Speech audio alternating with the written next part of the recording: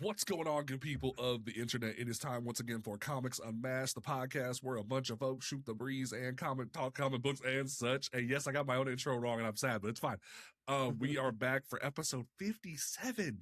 57, folks. We are here. We are diving into the nonsense. We got some fun topics, some interesting topics, and some amazing topics. Some could say spectacular topics. We are going to go ahead and dive into this, folks. Don't forget that you can listen to this podcast on Apple Podcasts, Google Podcasts, Spotify, YouTube, your mama's fridge, Amazon Music and Audible, iHeartRadio, all those great places. And then you can follow us on all the socials as well. TikTok, Instagram, Twitter, Threads, all that good stuff. Make sure you find that in the show notes. We are going to go ahead and dive into this. To my left, we have Mr. Afro Baggins himself. He has tamed the fro for the show. Mr. B-Rax, how you doing, sir? I'm doing great. The fro needed to stay tamed. It is getting too hot out here in Utah. And when I mean it's too hot, we have had almost 360,000 acres burned, but we're still reading comics. It's crazy. Yeah, we got evacuations orders going off across the entire state. So as the world be going crazy, just know Utah be on fire. Okay. All right. Well, we're glad you're safe. We're glad to see you here. And then, folks, I had to call up the reinforcements this week. I had to call up one of my close friends, one of my dear friends, one of the most, like, I think this man knows more about Spider-Man than most people. And it's the funniest thing ever because, like, people will challenge him on his information and then they look goofy to the point. There was even drama back during the PS4 game about it. And, like, that was a whole fun topic back in the day. Man, that was like 2017. That was funny. I know, it's right? crazy to remember that. I know, because it was so funny because there was a bunch of hubbub about 6 months ago where a friend of mine called out Peter Parker fans for being too rabid and crazy, and I brought it up, and people were like, "What's the Spidey Squad?" I'm like, "You don't want to know." Godzilla Mendoza, how you doing, brother? I'm good. It's good to be here for this. I'm glad you invited me because I'm looking forward to getting my thoughts out there on Brand New Day because people have been asking me like nonstop the last couple of days. So it'll be cool to most definitely do that. Well, let's go ahead and dive into it. So the first thing on the docket, before we dive into Spider-Man, because that's going to be the brunt of our show, we had gotten the news, what was it, Thursday, that Wonder Man was canned. We had found out a few months ago that we were going to be getting a sequel to it. That was the big hot news, that we were going to be getting a season 2, even though it had been under promoted, delayed multiple times. We found out we were getting Wonder Man season 2 because it was so critically loved and all this, that, and the third. But then randomly they just announced on Thursday it wasn't moving forward. And people were like, huh? Why? Why did you do that? It doesn't make sense. And it raised a lot of eyebrows because we had just found out that there was a leak of potentially that Tiana Paris as Monica Rambeau was not going to be featured heavily in Doomsday, despite her being the whole reason how the X-Men get involved in the plot, that she's going to be not as influential in the plot. Ironheart is nowhere to be found. That has been a major concern for a lot of individuals. And Sam has seemingly been shafted in Doomsday in favor of Steve coming back. And like someone tried to say, oh, well, the description of the movie says that Captain America is going to have to rally the troops and bring everyone together. But it's like, you don't have him featured front and center in the promo material. It's Steve that's featured. That was the big hype moment in the trailer where Steve's worthy again. And that all that. I don't remember seeing Sam in the trailer. He was there for like maybe 3 shots, if that. Yeah, no, it's clear where the priority's at. Mm-hmm. It's concerning. And then Friday, we got the reveal because Mahershala Ali was doing promo for his new movie, Your Mother, Your Mother, Your Mother. And great title. I know, right? Like very interesting. I'm actually kind of intrigued what the movie's about, to be honest. And he talked to GQ and straight up said that like the movie's canned. Blade is canned. Yeah, Blade's done.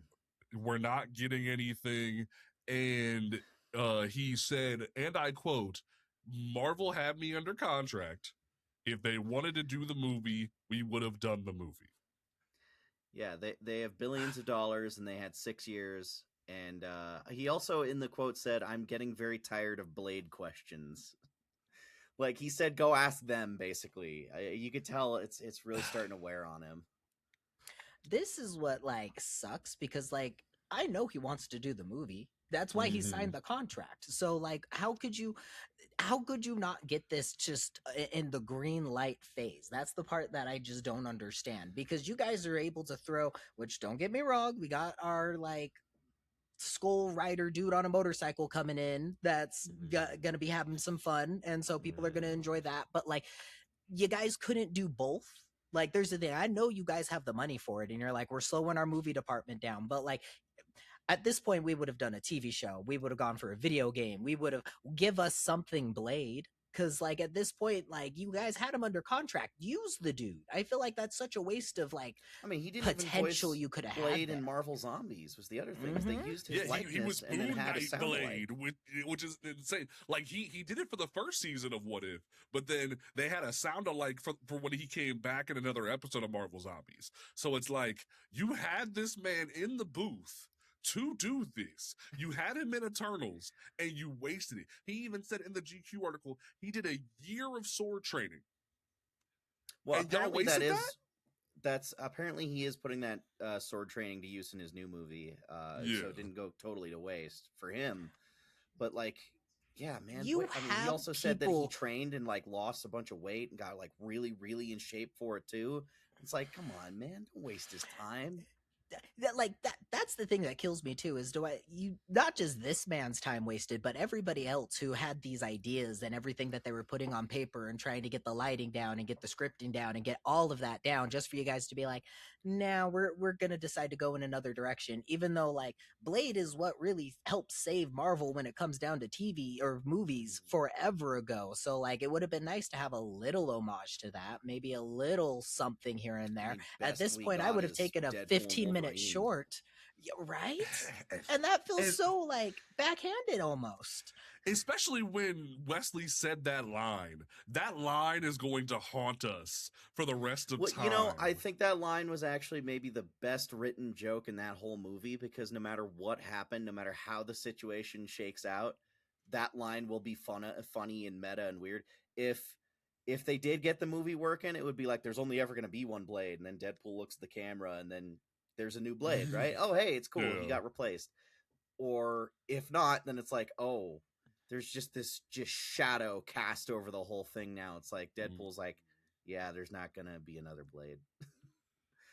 Like, Like it rips my heart out, man. Like it makes me sad because I wanted to see like, and and what was really bothering me was when I made the first video where Feige said what he said on the press tour for a Brand New Day, where he said that he was regretful and felt ashamed that they couldn't get the Blade movie off the ground. I said straight up, how hard is it to give me a black man fighting vampires? And there was all these contrarians, all these weirdos in my comments who were like, well, it isn't that easy to make a movie. And I'm like, Ghost Rider right there. We got Ghost Rider.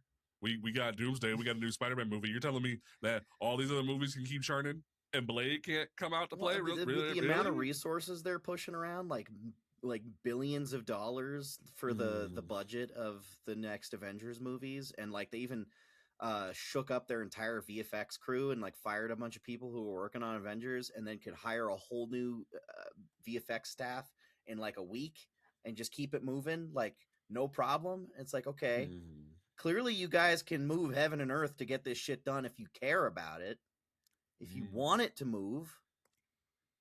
Isn't that crazy? Like, if you wanted to make moves, you can make moves. And it's like, y'all chose not to. And I think there's a really big problem with the amount of people who are so willing to just co-sign and defend a multi-million-dollar studio or multi-billion-dollar studio rather, because the amount of people, especially like the racist individuals, because like, especially on Twitter this past week, there has been so many idiot people. There was people saying that, oh, Sam doesn't need to be Captain America, Steve is. There was people saying Blade doesn't matter when it comes to the Marvel universe. And I'm just like, we wouldn't be here if it weren't for Blade.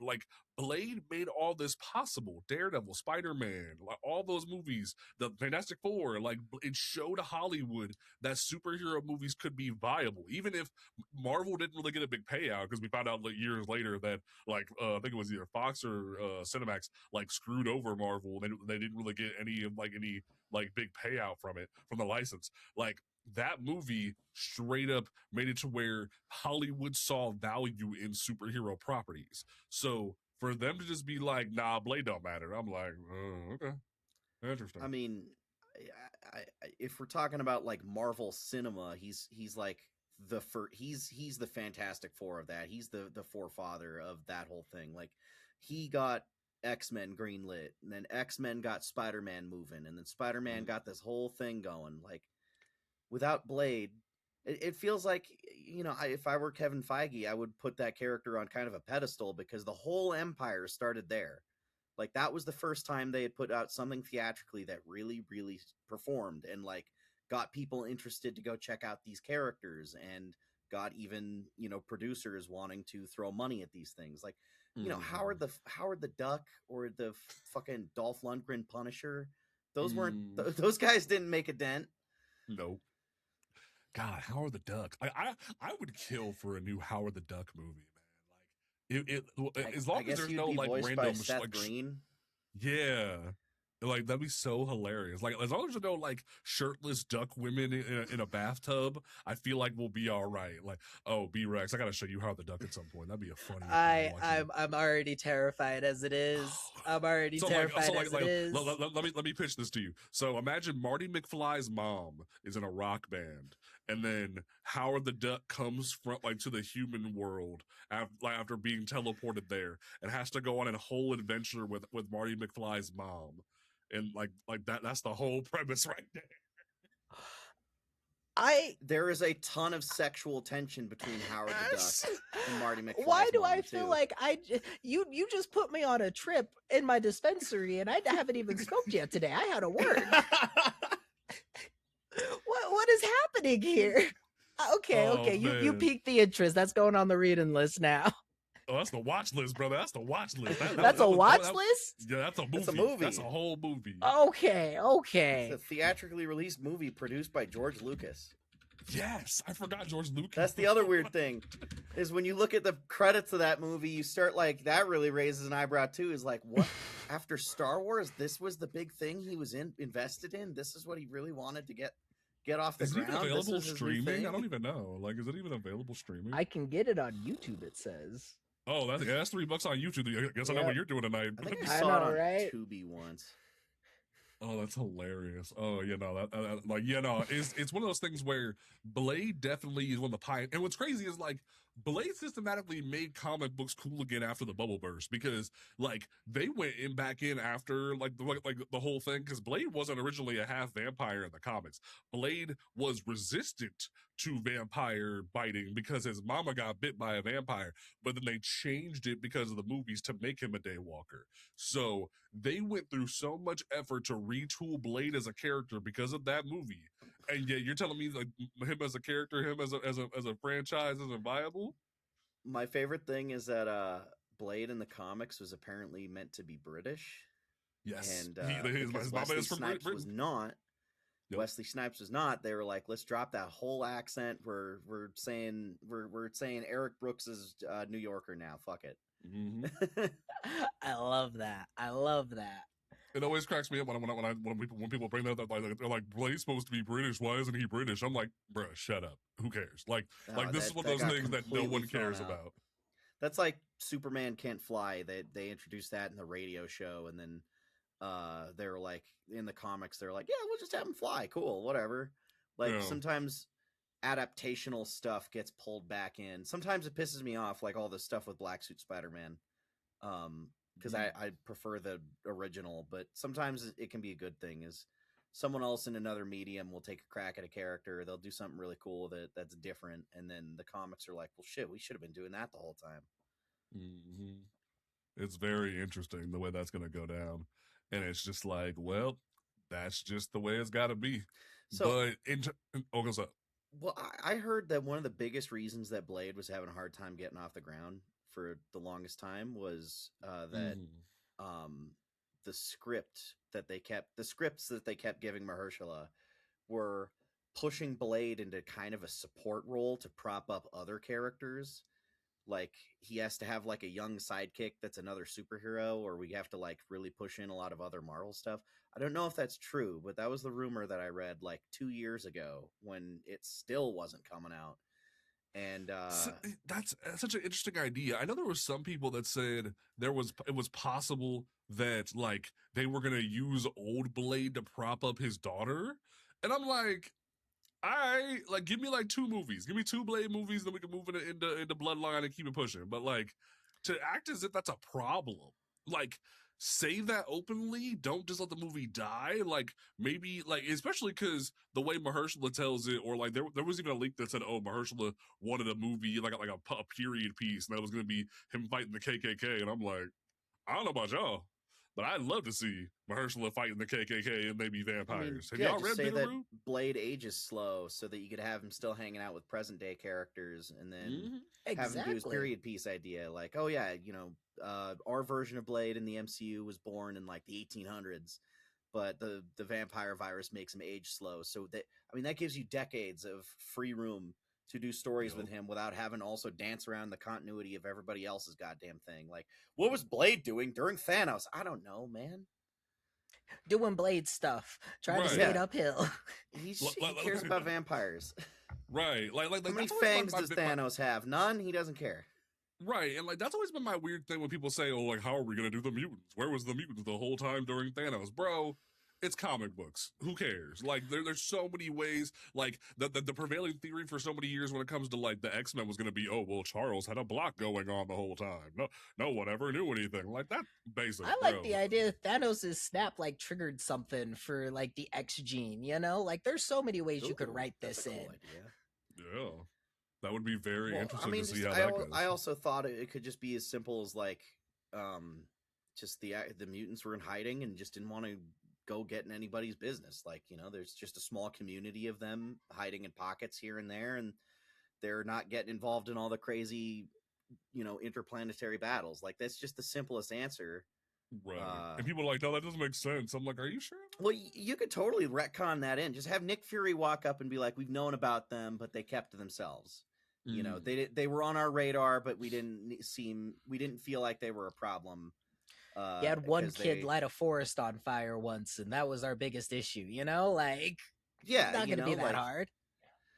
or like we've known about Xavier and his mutants up in Westchester this whole time, but they keep to Mm. themselves and they don't cause any trouble, and so we decided to kind of look the other way. But you just, if you get a character that's been around for a little while to say something like that, you just add a little bit of legitimacy to it, and I think audiences would just roll with it. Like, it doesn't Oh, for have to be sure. this massive retcon of folding two universes together via multiverse stuff. Yeah, so it gets to a point with everything where it's like you expect Feige to actually carry himself well. You expect the like everything to go the way it needs to, and when it doesn't, you're just kind of sitting there like, when does a pattern not be like when does the everything we're seeing here not be a pattern? Well, Because yeah, that's the it, other thing is like yeah, when you renew a TV show and you tell everyone it's renewed, we're doing season 2, and then you still cancel it anyway. What does the first initial thing even mean at that point? Like, mm-hmm, you just lied to our faces basically that you were going to do season 2 of Wonder Man. Like, yeah, isn't that The only crazy? what way is that I that? feel What like is they can go ahead. Well, just what does it mean if you say we're renewing it for season 2, it's in production, and then you just cancel it anyway? Like, then why do you even do that first announcement if you're not sure? Mm-hmm. If it's still not locked in enough that you're still able to cancel it, then why even do that to us? Right. No, exactly. And it feels hurtful for one because as a fan, like you get excited for something, especially because as somebody who never knew about Wonder Man before, this TV show was the introduction for me. So I go, oh my gosh, this character's so cool. Let me go start pulling some of his comic books. I'm getting excited for season 2 to come out.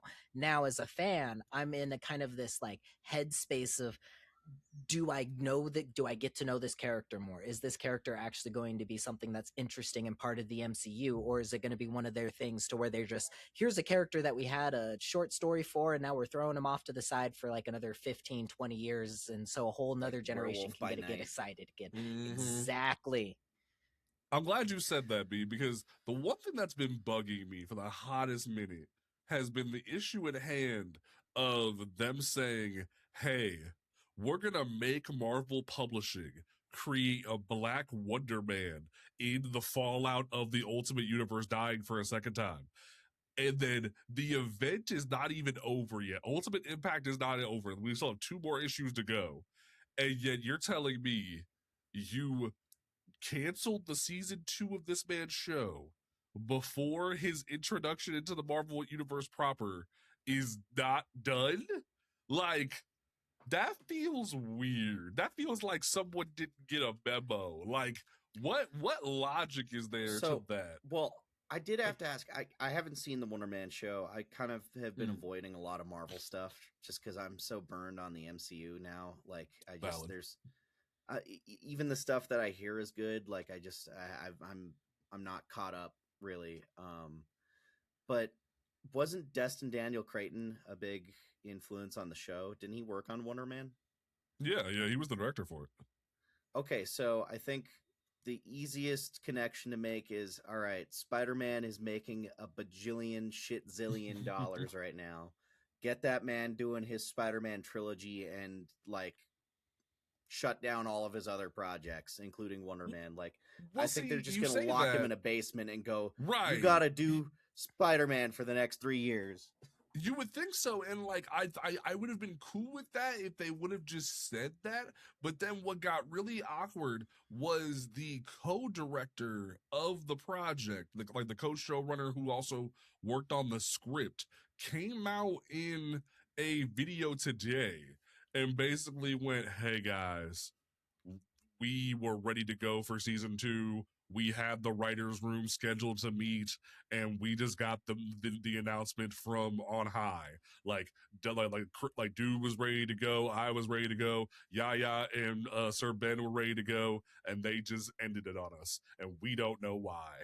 And I'm like, for your co-showrunner to come out and say that says a lot to me that something's not right in the kitchen.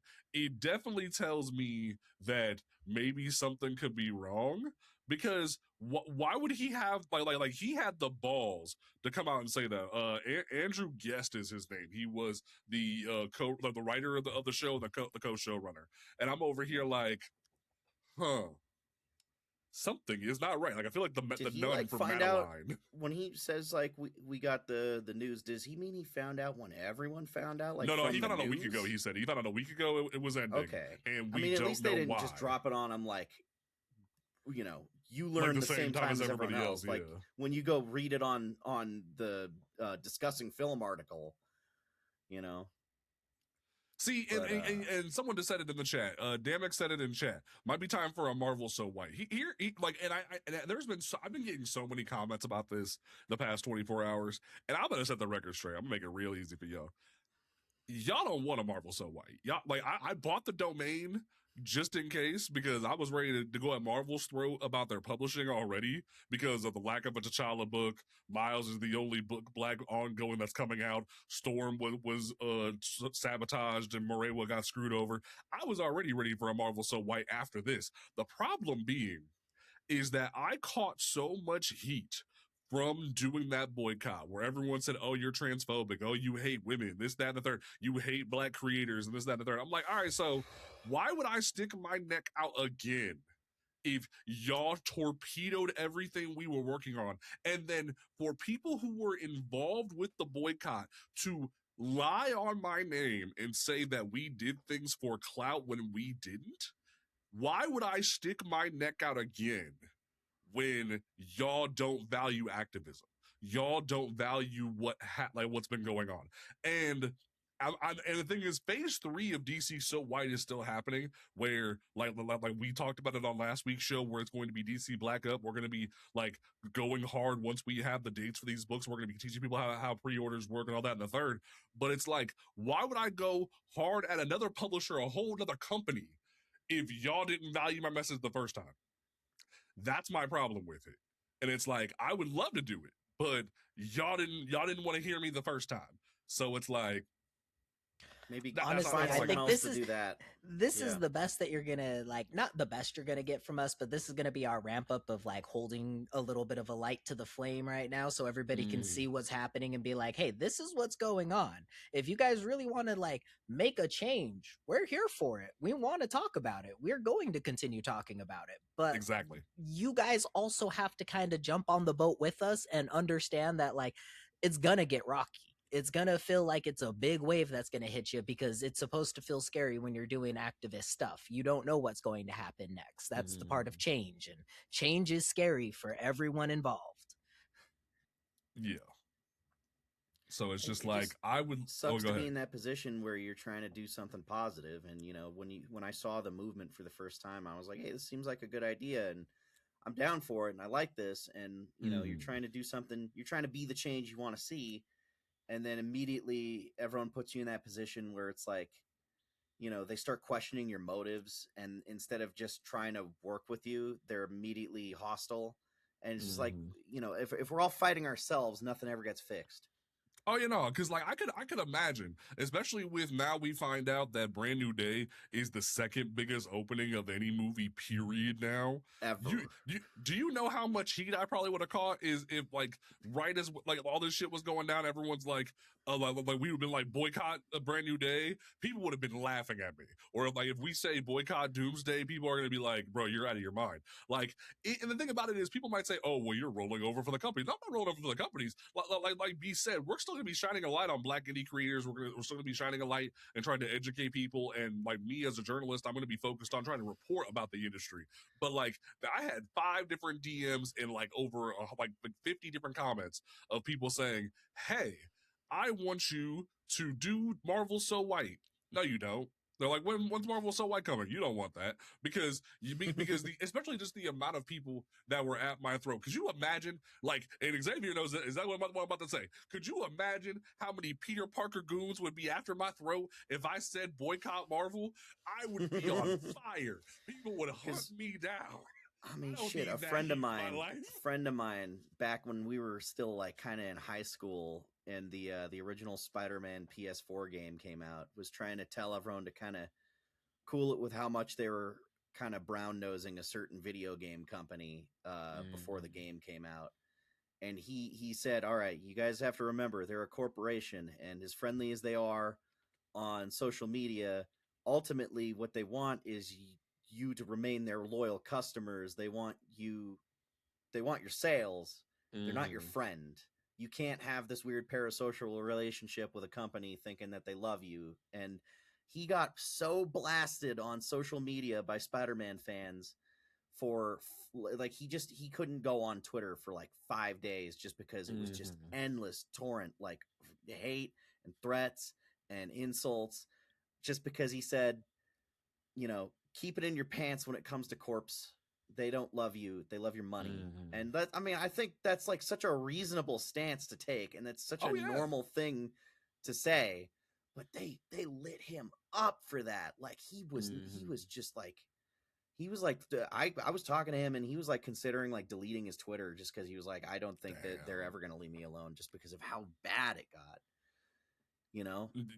Someone said, did Xavier make a turkey sandwich video because of this? Yeah, that I made this like video kind of trying to explain what had happened with all the drama regarding that, with a bunch of metaphors about a chef making sandwiches.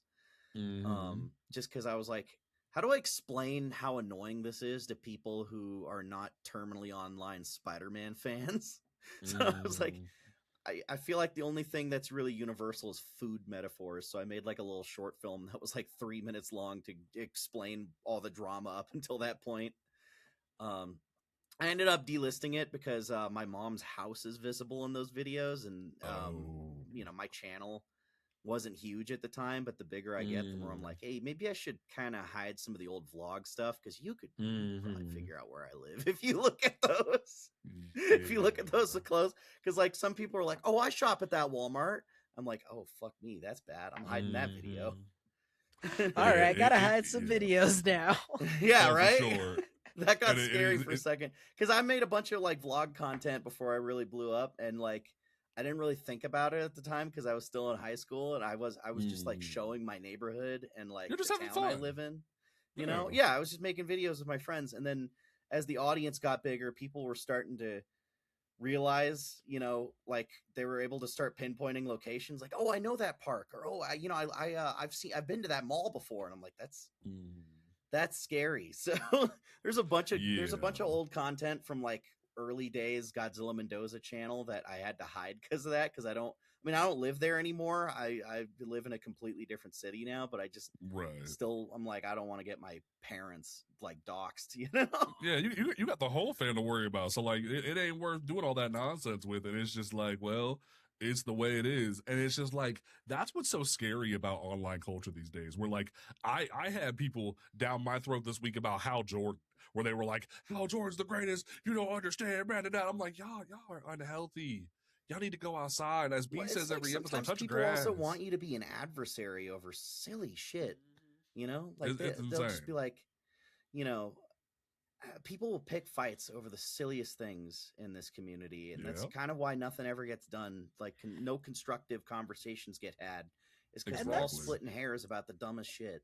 And that's the crazy part. Like, I'm down to split hairs with you when it comes down to like comic book lore, or like which comic book character is more powerful than the next and stuff like that. But it should just come from like a place of passion, like, you that's know? why we do it. That's where it should be, is that the passion behind it. You don't need to be like, if you're wrong, you know, something, you're not going to have a house no more kind of thing. Like, no. Yeah. Like, we should all be able to talk about our comic book stuff because, you know, we're passionate about it. We all have some kind of like thrill for a character that, you know, somebody else might not see. Yeah, so it's really interesting, and I hope that Feige will get back on point and understand the problem here.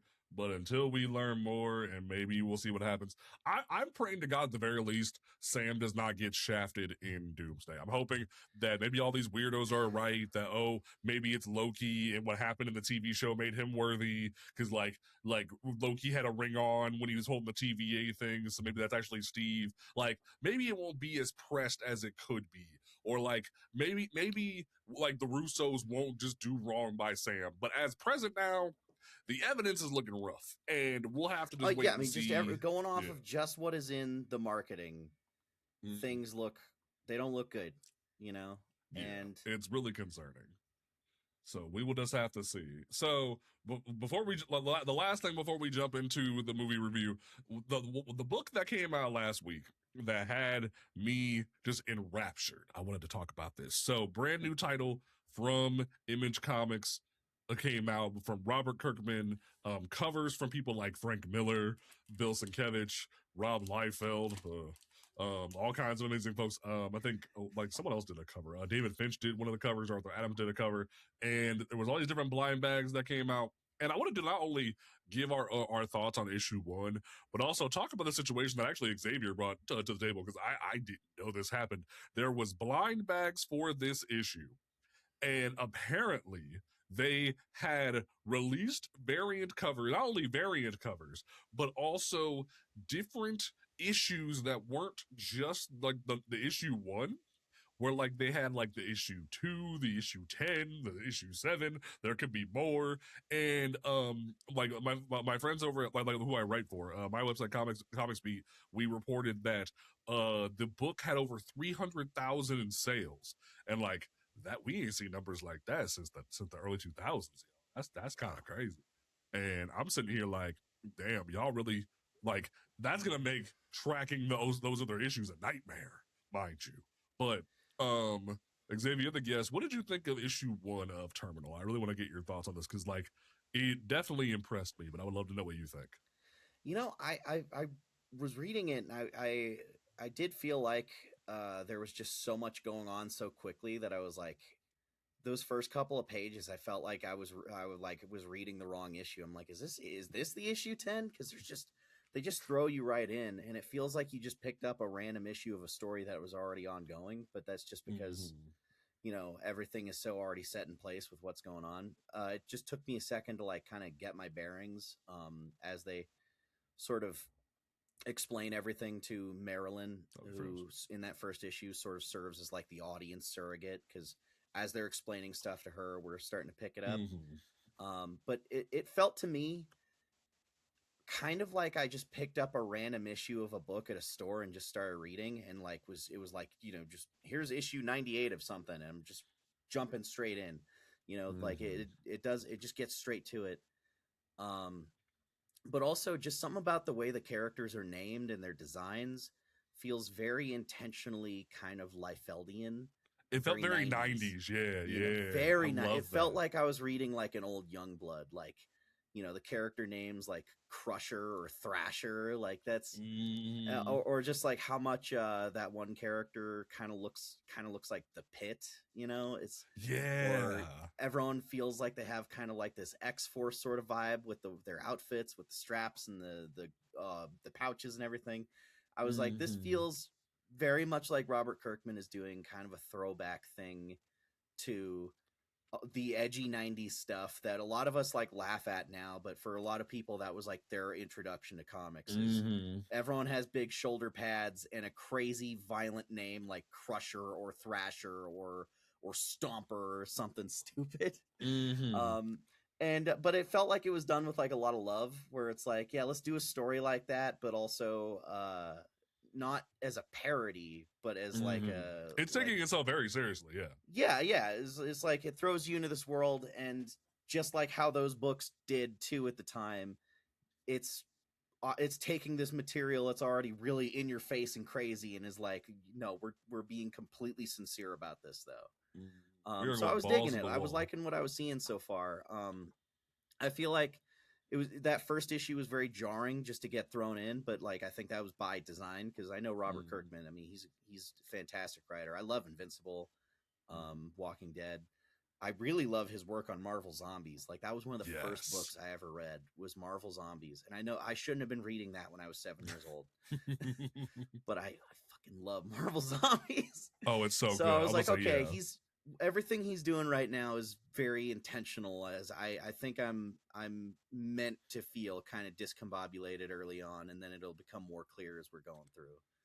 But, right. I think that was the good thing. Yeah. I'm really excited about this book because, like you said, it felt like 90s Justice League, 90s Titans, where you're just like, you know what? Stan always said everyone's book could be someone's first. This is your first, and you don't know nothing about nobody. Things are happening. People getting killed. Things are going crazy. And it's like, what's going on? And then even when they start to like lull you into that like Neo on the Nebuchadnezzar vibe, where you're being brought into the fold and like all that, like that certain vibe, and then they defy your expectations, and you're like, oh. And I'm over here like, is she gonna be all right? No, yeah, it ends on a cliffhanger that's like, wow, okay, all right, you got me. I got to see what the hell happens next. Just because, I mean, much like, when you get to the early stuff in Invincible, when the story looks a certain way and then starts being a completely different way. I mean, Kirkman's good at that rug pull, where you're just like, okay, I thought I knew what this was going to be, and now it's a completely different thing. And so I think that's got me hooked, but I'm also very fascinated by the approach of releasing issues out of order chronologically, because I mean, I think the jumping into the book and not knowing what the hell is going on is so by design that he's even like, oh, let's release issue 10 before we've released issue 9. Yeah. Like that's very you're supposed odd to be a little confused. And I think that he's doing something on purpose with that. Exactly. I love that for that reason, though, is because when you're reading this first issue, it just literally feels like here's an issue you jump in on, you could read, and it felt like it was a good standalone story to get me excited for what's going on next. And so that gives me good hopes for whatever we get next is going to be a good standalone story, seeing how the dynamics of how everybody's working together, and then moves on to the bigger bad that we'll be facing or the like calamity event that he might be leading up to or something like that. But the that 90s feel, I've been talking to like everybody at my comic book shop, and so many people are like coming in with that. Like, I kind of want that nostalgia feeling for like the comedy of the 90s for how serious it was, you know? And like he he brought this out, and now it's literally like this is what you're looking for, guys. This is literally it. Like, if you're looking for that one little thing that just gives you a little taste of nostalgia but is a new story, that's this. And like, I'm over here like, you got like gay Nick Fury, black woman with super strength. It like there's like I remember there was someone on Twitter who called it like DEI Youngblood, and I'm like, well, first of all, Youngblood was already DEI if we actually read the damn book, but like also, I mean, I'm yeah, okay isn't one with of the main that. characters in Youngblood gay? Yeah, like you have one gay, one black. Like hell, like I've been rereading. I've been trying to read all of Spawn because I thought that was a crazy idea that I would do, and even just couldn't do seeing that. all that nonsense, and I'm like, oh god. So Youngblood as a concept, and then we're doing homages to Youngblood. I'm like, you know what? I have my thoughts about Liefeld, but fuck it, why not? I will say though, god damn it, Liefeld, you and these damn foreheads are out of control. What are you doing? It's crazy when he gives a character like a fade or like a buzz cut, you know, or something, and then you open up the book and they do not have that at all. It's like, right, what? like the same dude. Where is it? The same dude has That guy like a does not normal have ass. that haircut. What is that John Right. Cena I mean, thing like he he's kind wearing? of does. Like he has kind of a fade, No, but but it's not to the so extent long like on the top, and it's got that crazy right, swoop. And then you look at it, and it's just like, you know, it's like a crew cut. It's like way more toned down. right. And look at his guns, man. His guns are It's still just a so box. awkward. That looks like something a transformer holds. It looks like Megatron. So yeah, no, definitely check this book out. I think I'm gonna say, B, do you have any more thoughts on this before we wrap up? I think it's a book that everything like if you crave 90s, it's a book for you. But like I don't know if you have any more thoughts on this before we move on to Spider-Man. Just besides for the artwork being super impressive, that was another thing that pulled me in. Like, there was the like one scene to where Crusher Andy punches Kubert, like Breaker in like the face, and then you just see his face like melting off with the nanobots and stuff like that. I was like, ooh, this is disgustingly good. All right. Okay, it I has see. Liefeld's trademark, just casual ultra violence. There's some extreme gore, but it's not like exploitative. It's very matter of fact. It's just, that guy got exploded into a million chunks. Anyway, moving on to the next thing. Right. Like it's just casual. Like I remember like I was reading the like there was issue 10 or 11 of Spawn, and they were talking about how, oh, you know, just casually like they just lasered Al Simmons to death, and that was the whole thing with dude, and I'm like, casually lasered, okay, sure. Like Liefeld and McFarlane were on some crazy shit back in the day, and I'm like, like Kirkman loves his extreme violence in his work, and so, you know, when someone gets immediately cut in half and their guts fly out in like page 4, I'm like, you know, it's a Kirkman book. But I would say, I wanted to ask you, James, since you seem to be paying a lot more attention to like market trends with comics than I am, or like, for sure, you know, what's kind of, you've got your finger on the pulse of that, I think. Do you think this blind bag approach is what's causing this to be such a success so far? Like, I mean, I know some people have been very not on board with the blind bag thing. So I was curious to get your take on that. How do you think that contributes? It's a double-headed sword, well, no, double-headed dragon rather, because like it's you have the people who really enjoy the blind bag concept, like they're feeding into like the trading card gimmick. You had the Ultimate Endgame ones that had it. You had Daredevil that had it. I think like DC has a book recently that did blind bags, but there's two facets that blew up this book to where it's at 300,000 copies. You have the blind bags, but also because of Kirkman having like being 2 for 2 on adaptation successes, I think like the different websites like Key Collector and the comic book shops know a Kirkman book's gonna bang. So similar to how Absolute Batman is always gonna move like units in a comic shop right now, or same thing with like normal Batman or Amazing Spider-Man, people are willing to push Kirkman, especially because we just came off of the Battle Beast um blind bags they had, which ties into Invincible. We just had the Battle Beast blind bags that did very well. So comic shops are more willing to mess with Kirkman compared to other people who do blind bags. Like, if it was just a random book like Gun Honey blind bags, people would be like, well, that's a Gooner book, but like we're not gonna buy too many blind bags for that. But like with this is specifically them going, we trust Kirkman to move units, so we're going to go in on Kirkman because he knows how to move units. So yeah, I wanted to that's ask, kind of where I'm at with the it. typical approach with blind bags is that it's just different variant covers, right? Like you still know Normally, what book yeah. you're getting in this.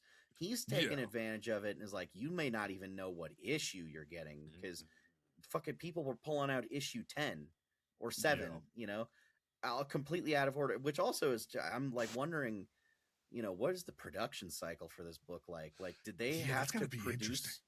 did they produce like 10 issues first and are putting them out of order weird, or did they specifically do 1, 2, 7, and 10, and then they're gonna go fill in the rest? Like, I'm sure he wrote everything first, but I'm wondering, like, what was the writing or what was the drawing and publishing of this? So like, I shot a message to a insider, well, like when you told me about it, I shot a message over to him and I was like, hey, do you have any information on this? And he said, yeah, no, there was probably a limited amount of the subsequent issues that were printed just for the gimmick, but the targeted sales will be like the correct solicited month. So we will probably see, like, I don't know if we'll ever be able to track the correct sales for these issues other than what comes out during the original like solicited month. So like this coming month for August will be issue 2. We'll see sales for that version of issue 2. That yeah, people already basically, got. yeah. It's gonna be those rare books that someone just got a copy of, basically. Like the issue 7s and the issue 10s, that's gonna be a whole different category. It's kind of like how like, I mean, it's Minecraft speedrunners will have like different scores for a different patch kind of thing, where it's like it's going to be like a different kind of taking the blind bag concept to its logical conclusion and treating the comic issues like the whole issue itself is like a trading card now instead of just the cover. You know, it's like, I got a super rare issue 10 before, like 2 months before, or 10 months before that even came out. I have that. Yeah. And like I think this is such a weird approach, this is the craziest version. Right. Like it's the like, I mean, it would piss me off like trying to read it concurrently, you know, but at the same time I see the vision about why that would get like hardcore collectors excited. And I like the idea for the collectors, but then I think he really the casual fan. But he really pushed it well for the casual fan, I think, because I still have like blind bags of Thundercats sitting on the shelf. I have like old blind bags from the 90s, or like the poly bags that still haven't been opened up that are in like back catalogs still, that like only collectors are now going to pick up, you know? Versus this one, I feel like it really snags on that gambling addict for us collectors. It really does. I hate to say it, like it really got people hooked. Boxes. Right? Yeah. That's what kind of concerns me. And here's my I have like this could be fun or it could be the downfall of comics forever. Right. And here's my biggest fear with this, because there's two different sides to this. I don't know if you guys peeped this when you were going to read the issue, but when you go on Sweet Shop, the issue 1 is the only thing that's on Sweet Shop. And not the issue 7 or the 10 or whatever else, only the issue 1. So this is probably the first recorded, to my knowledge, like since digital blew up, of other issues being put out into the wild before they were available digitally.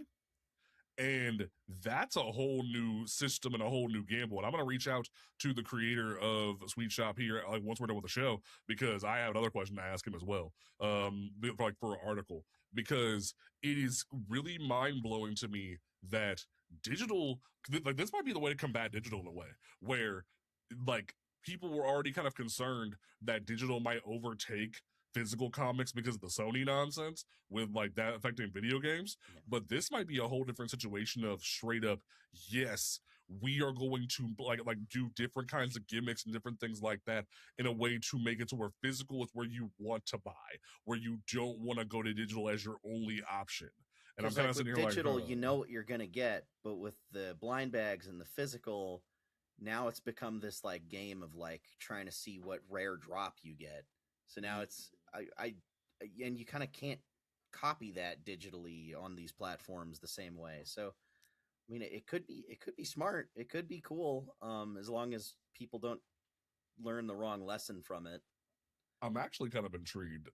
Okay, so like no one's spiking these just yet. Okay, cool. So I wanted to check eBay while we were live, because no, like right now the issue 10 and the issue 2 are not going higher than $10. So speculators Wow. are not just marking these up crazy amounts for these advanced copies. So that's kind of cool. But like what, like I'll even put it on screen.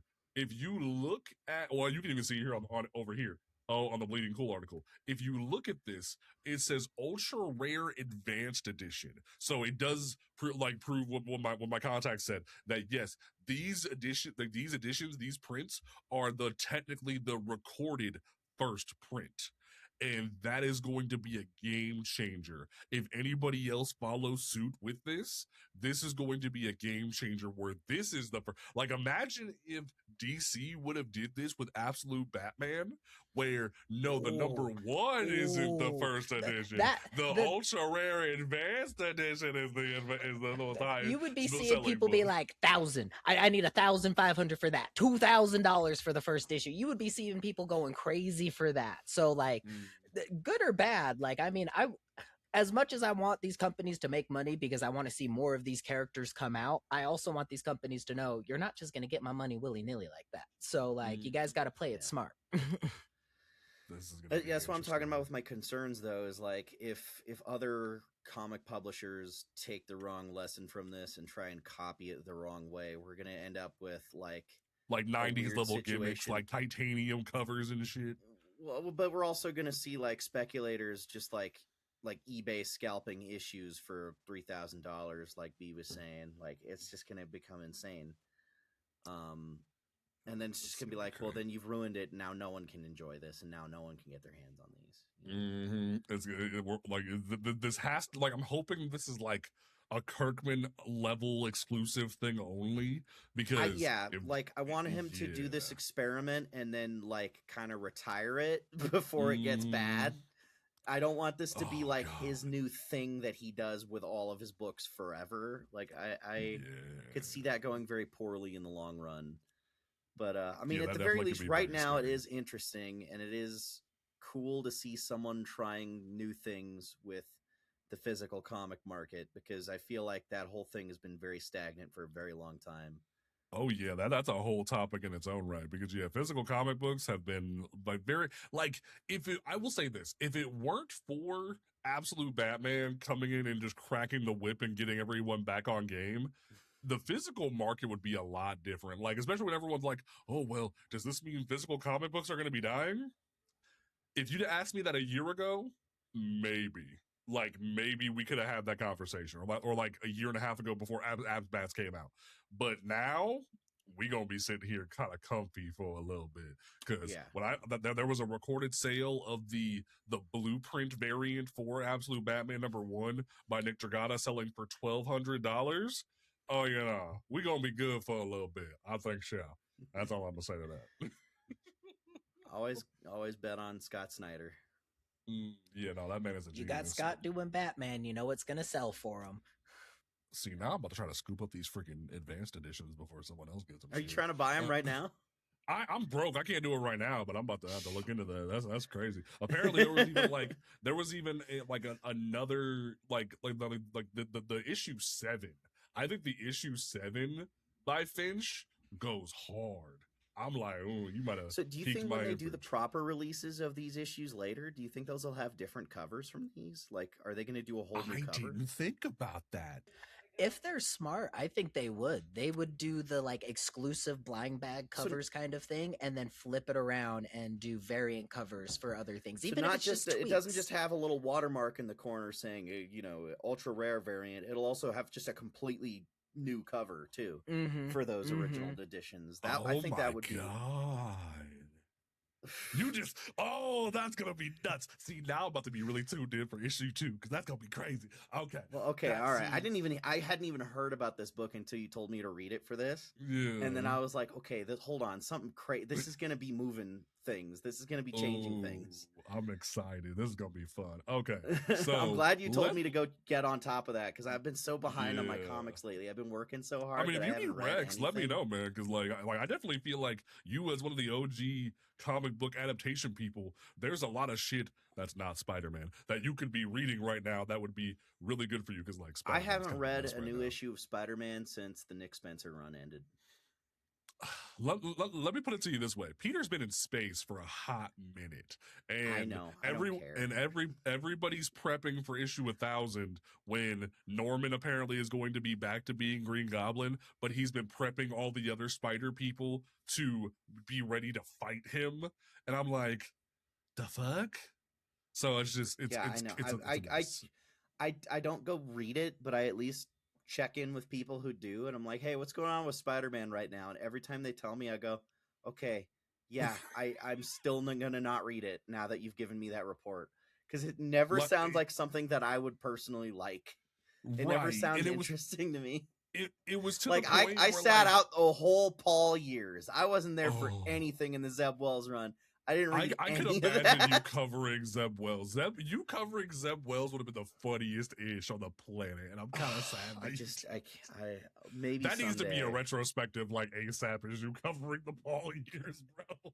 Give me a few years to it's weird. I feel like so hurt and so like my trust is so damaged by Amazing Spider-Man that I do not want to read it. Like You know it's that's valid. That's like valid. I'm so emotionally invested in not reading it now because I feel like if I pick it up again, I'm just gonna get disappointed again. Mm. How long has it been since the Nick Spencer run ended? Like that was the last time that I really. I'm actually curious because I haven't been paying attention. When did Kindred just completely implode on itself? And it's like, oh yeah, it's Harry Osborn's cybernetic clone. It's been slash 5 years, ghost. brother. 5 It's been 5 years.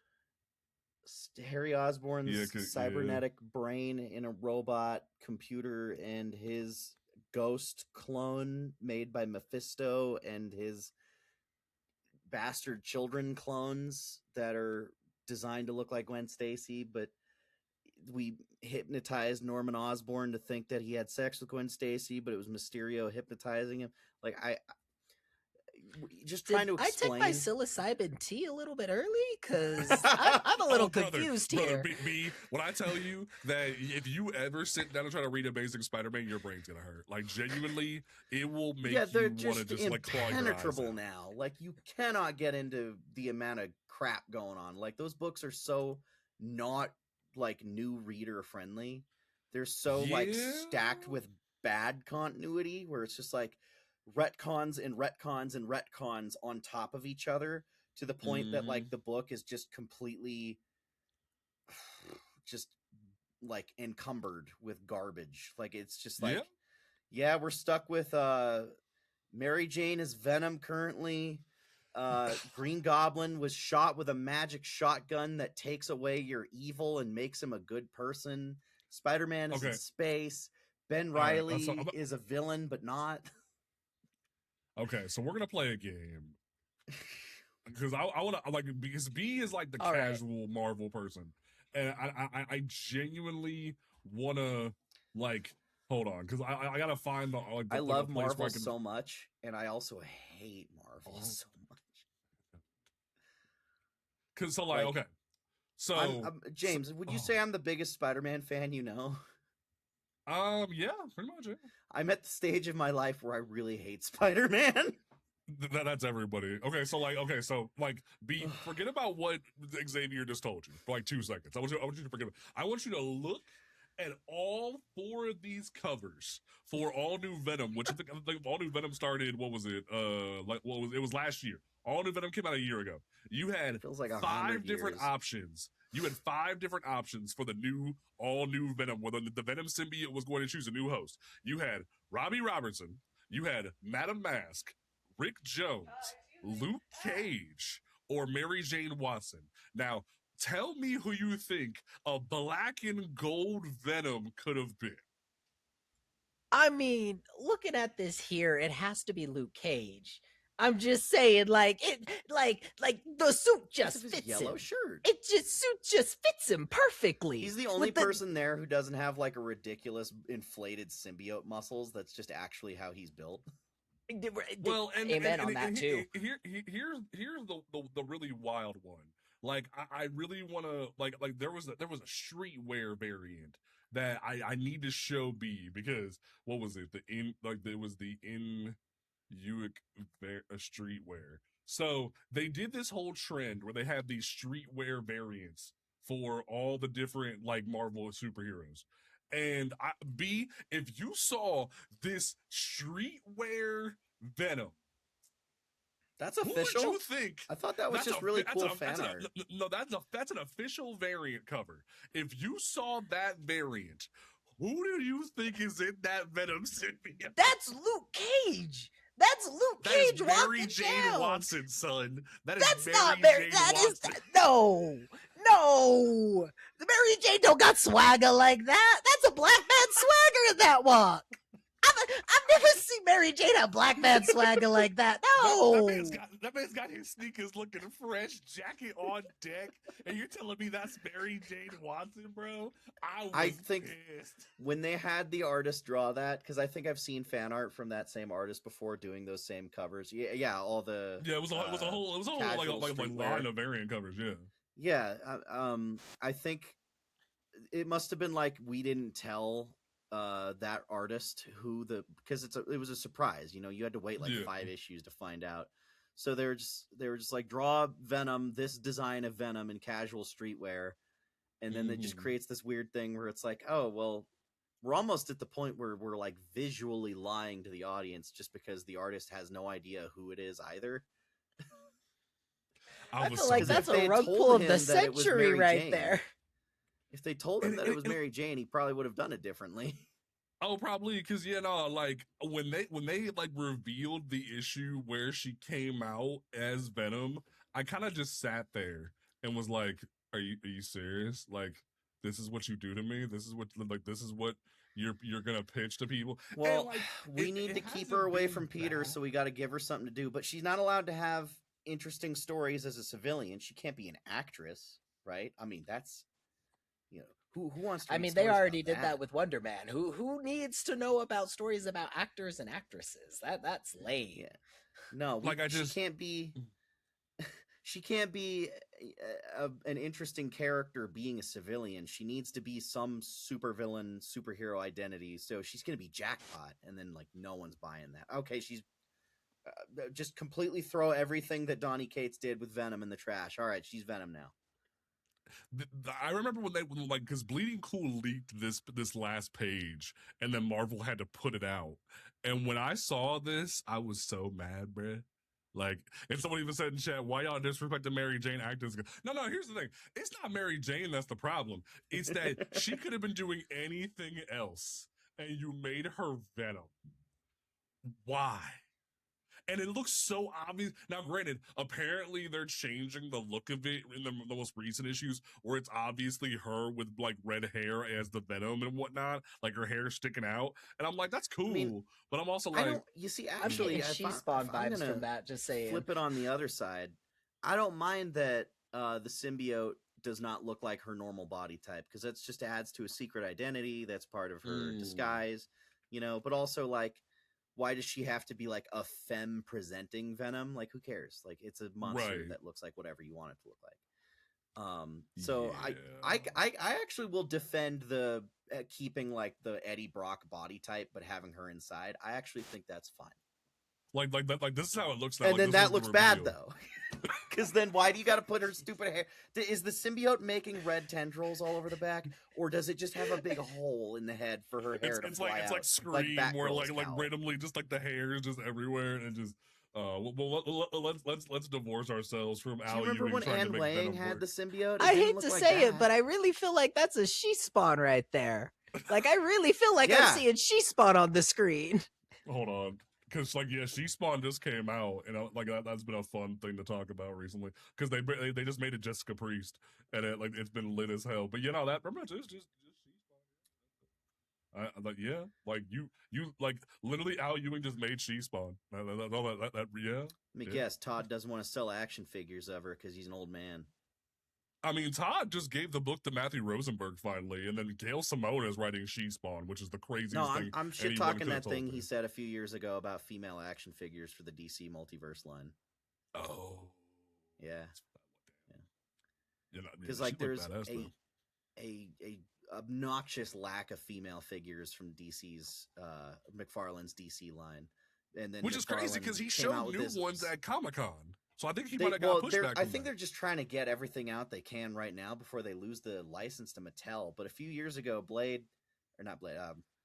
McFarlane just totally like put his foot in his mouth on like a podcast or something where he was like, little boys don't want action figures of girl characters. If a boy opened an action figure on Christmas morning and he opened it and saw it was Wonder Woman, he would be disappointed.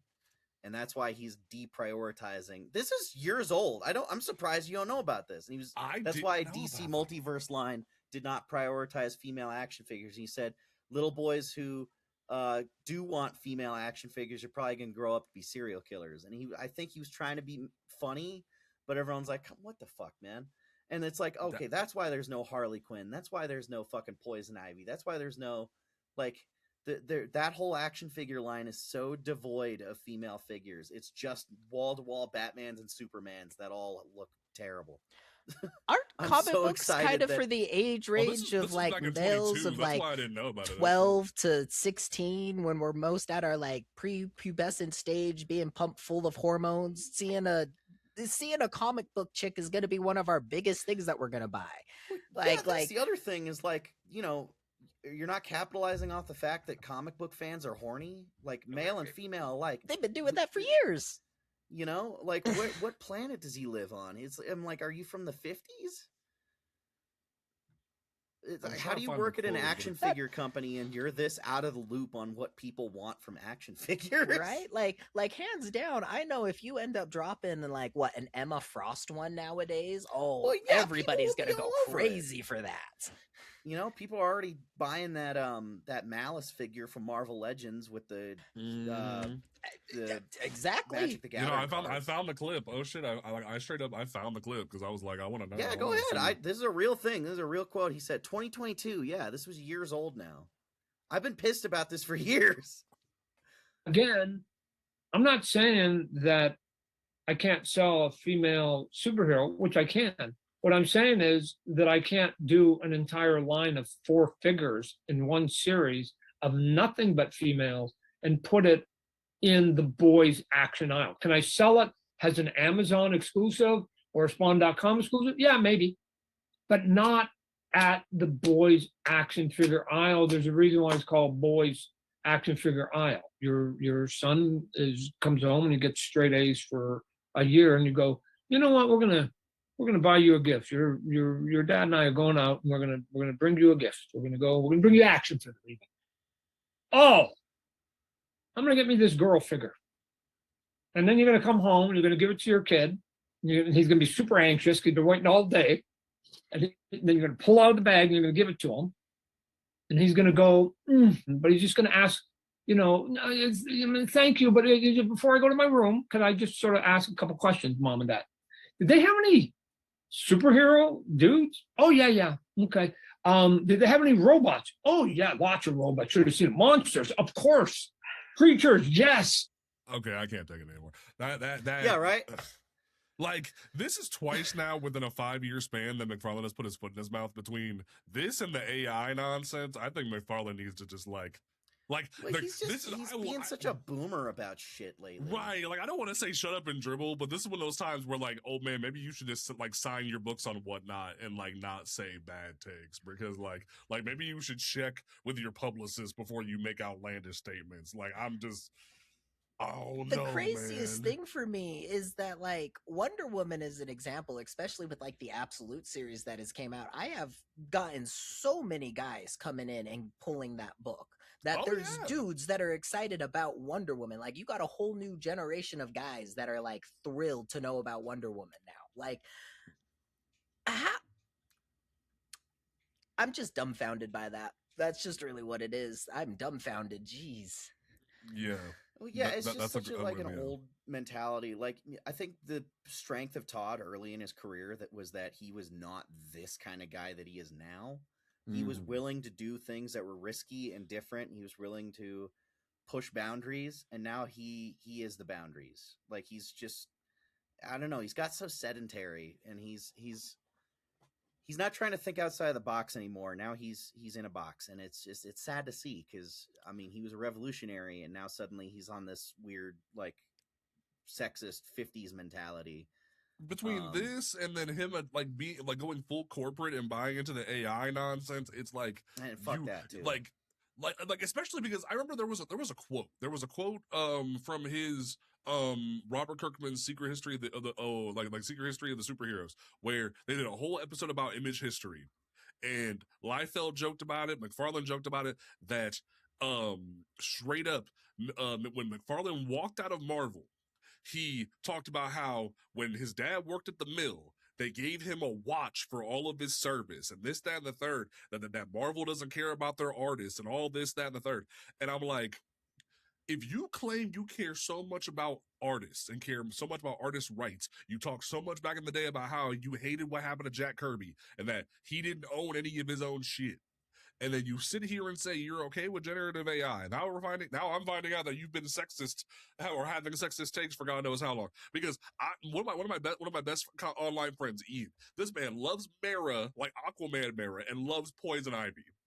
Some kids are going to be down with female characters, like genuine, or like someone just said in chat, Wonder Woman is the first superhero I ever saw on TV. Shout out to Linda Carter. So many fans love female superheroes, and you're telling me you ain't gonna have no sales? Sounds iffy to me, brother. I'm just saying, like, you know, that's the other thing, is how you get kids into these characters is like, you don't treat it like it's like lame. It's like you give that kid a damn action figure of a superhero, regardless of what they got in their pants, and they go, superheroes are fucking cool. And then they'll just be a fan. Like, you could turn whatever kid into a lifelong Catwoman fan if you got him a cool figure of her, and he was like, you know, just wants to go read up on that character, see, you know, what she's like in the animated stuff or in the video games. Like, it's just, he's like shutting out the idea of people getting into new things. And yeah. It locks out the passion that you get behind comics. It really does. Because, like, just because I may have not found Wonder Woman entertaining when I was 8 years old doesn't mean that my like 13-year-old sister also didn't find Wonder Woman entertaining at that time. Just because I, as somebody who was more interested in, let's just say, the Joker, doesn't mean that the person I'm sitting next to in class isn't going to be interested in Wonder Woman. Like, there's such a huge the other thing too, scale is like, that's out there.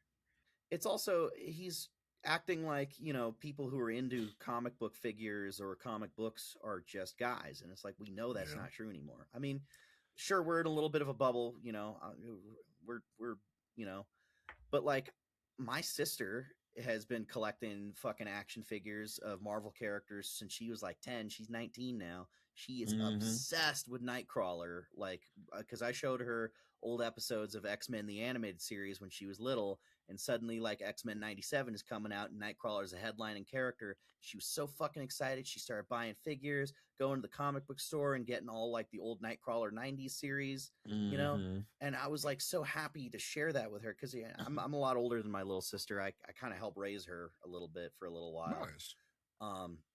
And so being able to have that, you know, generational thing, because that's what another thing that comic books is so great at, is that you can share it from like one generation to the next, you know, giving kids this stuff and letting them find their niche. Like, I didn't tell her which character to like. If I did, she probably would have been more of a fucking Spider-Man fan or a Deadpool fan. Probably. But I was showing her all kinds of just a big grab bag of random Marvel stuff. You mean you She didn't make locked her a in Mayday on- Parker fan, Xavier? Yeah, You right? didn't make her a Mayday? You know, I showed her a bunch of stuff, like a big grab bag of Marvel stuff that I kind of liked, and let her figure out what she gravitated towards. She's named after an X-Men character, so obviously that was an in. And then Nice. suddenly now she's big on X-Men. She is like obsessed with X-Men. She makes her own X-Men OCs and writes her own Oh, X-Men nice. fanfics, you know? Hell She's always yeah. drawing the characters and doing fan art. And it's like, if you don't share this stuff with kids without, you know, doing this weird like gendered toys bullshit, like, oh, the girls need to have an easy bake and the boys need to have football. If you put all that out of your mind and just let kids be kids and look at this stuff and play with it and enjoy it, that's how you get yourself a fucking lifelong customer for your comic book company or your toy company. Is I think Todd is hurting his sales. There's plenty of people who could have gotten into this shit and then will stay into the shit forever if you just didn't have that old head mentality of like, oh, you know, little kids are only going to like very specific things. Like, let them find what they like. Oh, for sure. All right. So, So yeah, I know we got like way off topic. Oh, no, with you're all fine. that, No, it but I was just definitely feel worth so talking about for strongly sure. about that. You know, I definitely agree with you. Like, it's nonsense that it's been like that. But now that we've had some of the best like content that everyone could ask for, because like there's been people in the chat asking for it because they want to know Xavier's thoughts. Let's go ahead and get into the mix here, folks, because Spider-Man Brand New Day. This isn't even my podcast. What are your guys' thoughts, right? You know, I'm a guest. I mean, hey, but we love you here, though. That's the thing. And Spider-Man Brand New Day came out this past weekend. I just left the theater hours ago. These fellas saw it like a couple days ago. And yeah, I wanted to give it time to like really sit because, you know, when you're coming out of the theater and it's like the first thing that you're talking about, there's a little bit of recency bias. I wanted to sit with it. And I think even after about 2 days, yeah, I think I liked it, which is okay. I'm very pleasantly surprised by because I have not liked Tom Holland's Spider-Man movies thus far for the most part. Okay. No. I mean, okay. I used to get into fights with people about Spider-Man Homecoming on Twitter right after that came out. And it got so nasty that I learned like, okay, Tom Holland stans who don't even care about comic books. They just like him. They just like Tom Holland, the actor, are so gung-ho and so like militant that maybe it would be better for me and my mental health if I just didn't talk about my opinion of these movies a whole lot. I was like, this is like an off-limits topic. So I don't like Homecoming. I really, really don't like Homecoming. Valid. Okay. And I think Far From Home gets a lot of very valid criticism. There's a lot of stuff about it that's not great, but I at least am able to watch that one. Like, I'm like, yeah, this is fine. You down with Night Monkey, huh? You really vibe with that? Yeah, right. I think a lot of stuff I didn't like about Homecoming at least got a little better by Far From Home, like the stuff that I specifically was not cool with.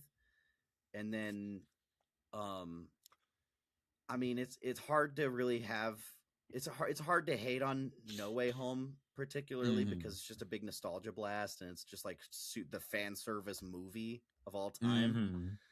But if we're talking in like Tom's solo projects, yeah, I haven't totally loved the way they've characterized Peter Parker though thus far because they make him very dependent on other superheroes. He always needs to find a tall bearded white man to be his mentor. He needs some kind of father figure. He's got to have a mentor. He needs, and it's like, this was the first one where it felt like he wasn't a mentor. You just happened to be there. Like, like this is light spoilers. We're gonna let chat know when spoilers start. But like obviously Frank's in the trailer. So I told my wife before we went into the movie, if he calls him Mr. Castle at any point, I'm walking out. I I cannot loved it handle the that whole Mr. time, shit. calling him Frank and like the go home Yeah. Frank at the beginning. The Like go that home was Frank was like perfect. that. Excellent. Like I was clapping for that. Or kicking That him was in the beautiful. face through the back of his van. This is in the trailer, and then like and then right when he pressed bloodying the up the cuss, he's just Punisher. like, nope, stop it. You know, that's cool. I'm like, finally, give him some fucking spine. You know, let him talk back to a grown up and stop being such a like a little kid. Yeah. You know, the Mr. Stark stuff just grates on my nerves, and Homecoming is the worst movie about Mr. Stark because at least in Far From Home, Iron Man's dead.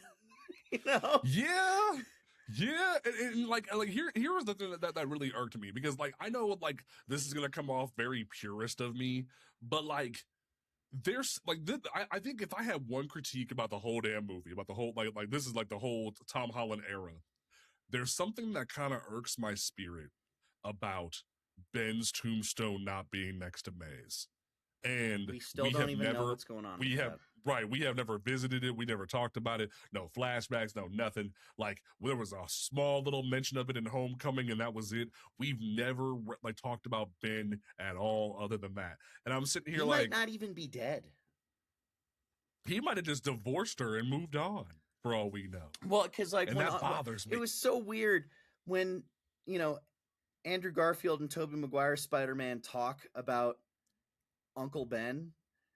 Tom Holland's Spider-Man gives them this blank stare like he has no idea what the hell they're talking about. And I think they wrote it that way to be ambiguous because they still have not decided if they want Ben to even exist or not. So that could be either, I don't know who that is, what are you talking about? Or, oh yeah, I had an Uncle Ben too, I understand. But I'm just focused. Like it's just this weird pregnant pause of him just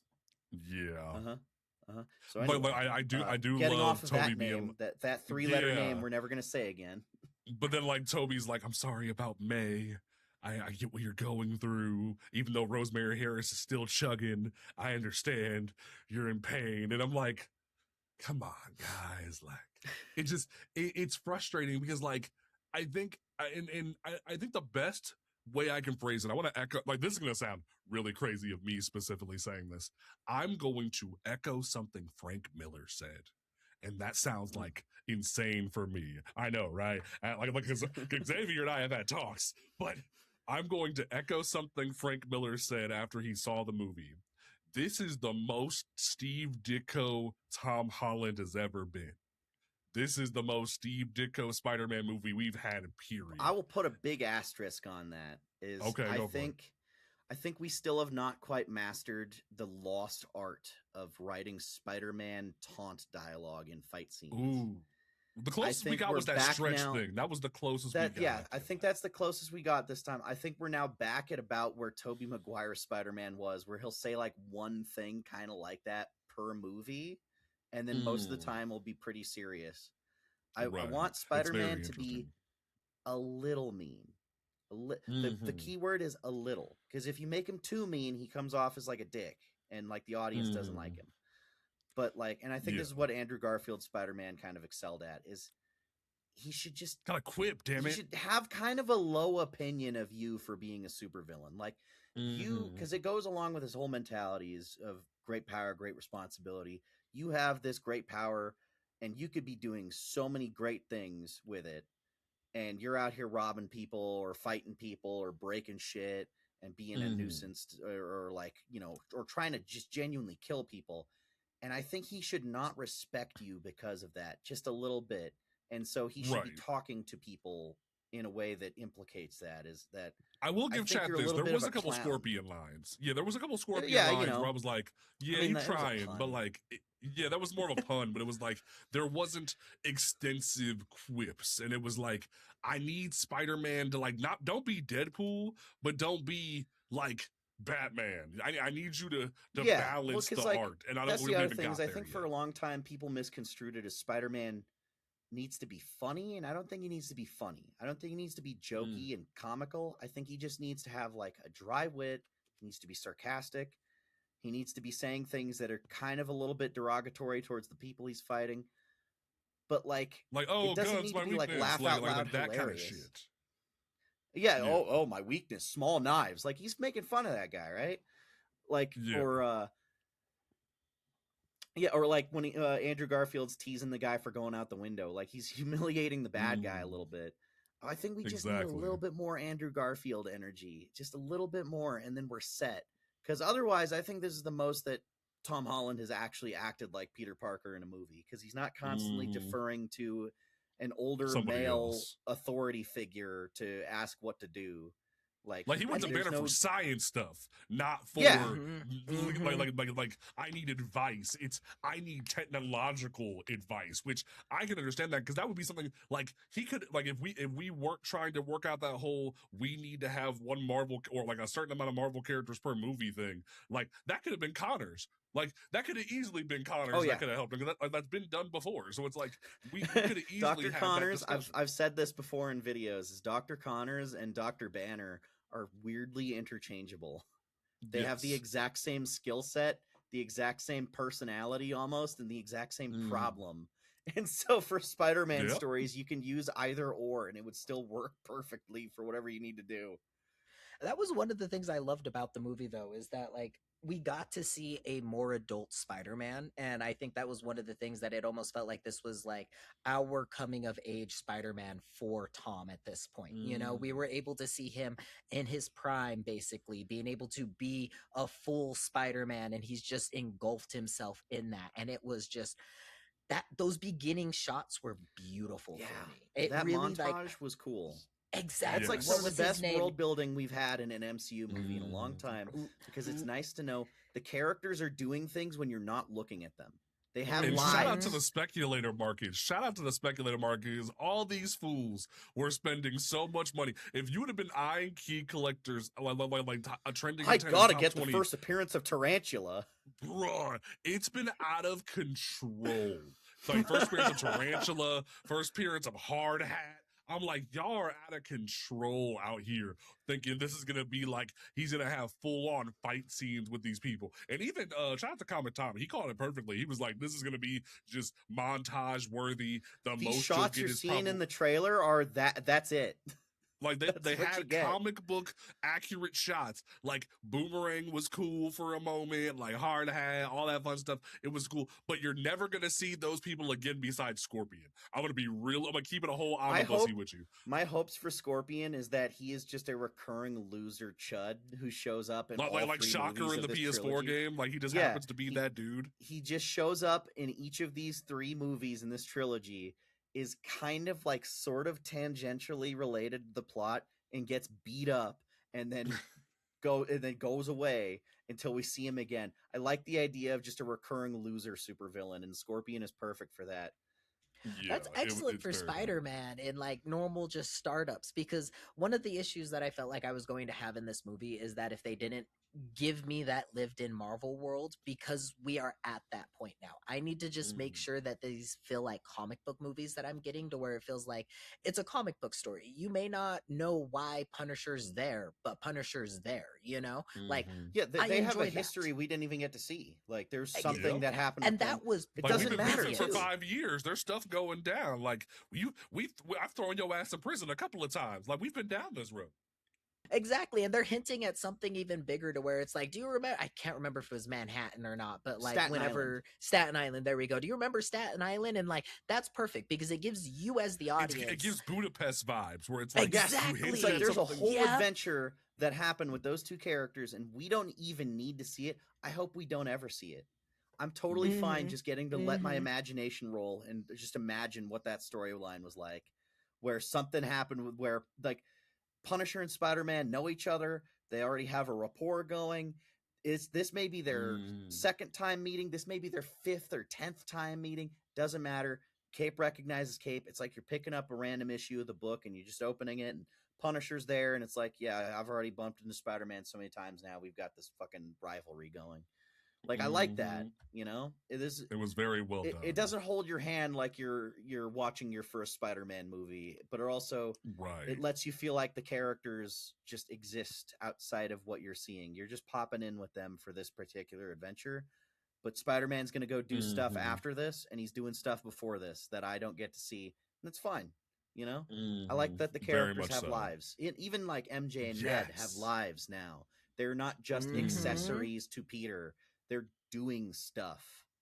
Yes. So this is your spoiler warning, people. Spoiler warning. We are getting into things. You can come back once you see the movie if you don't want to hear Xavier and our like discussions about this. So come back later. Spoiler warning. Spoiler warning. Okay.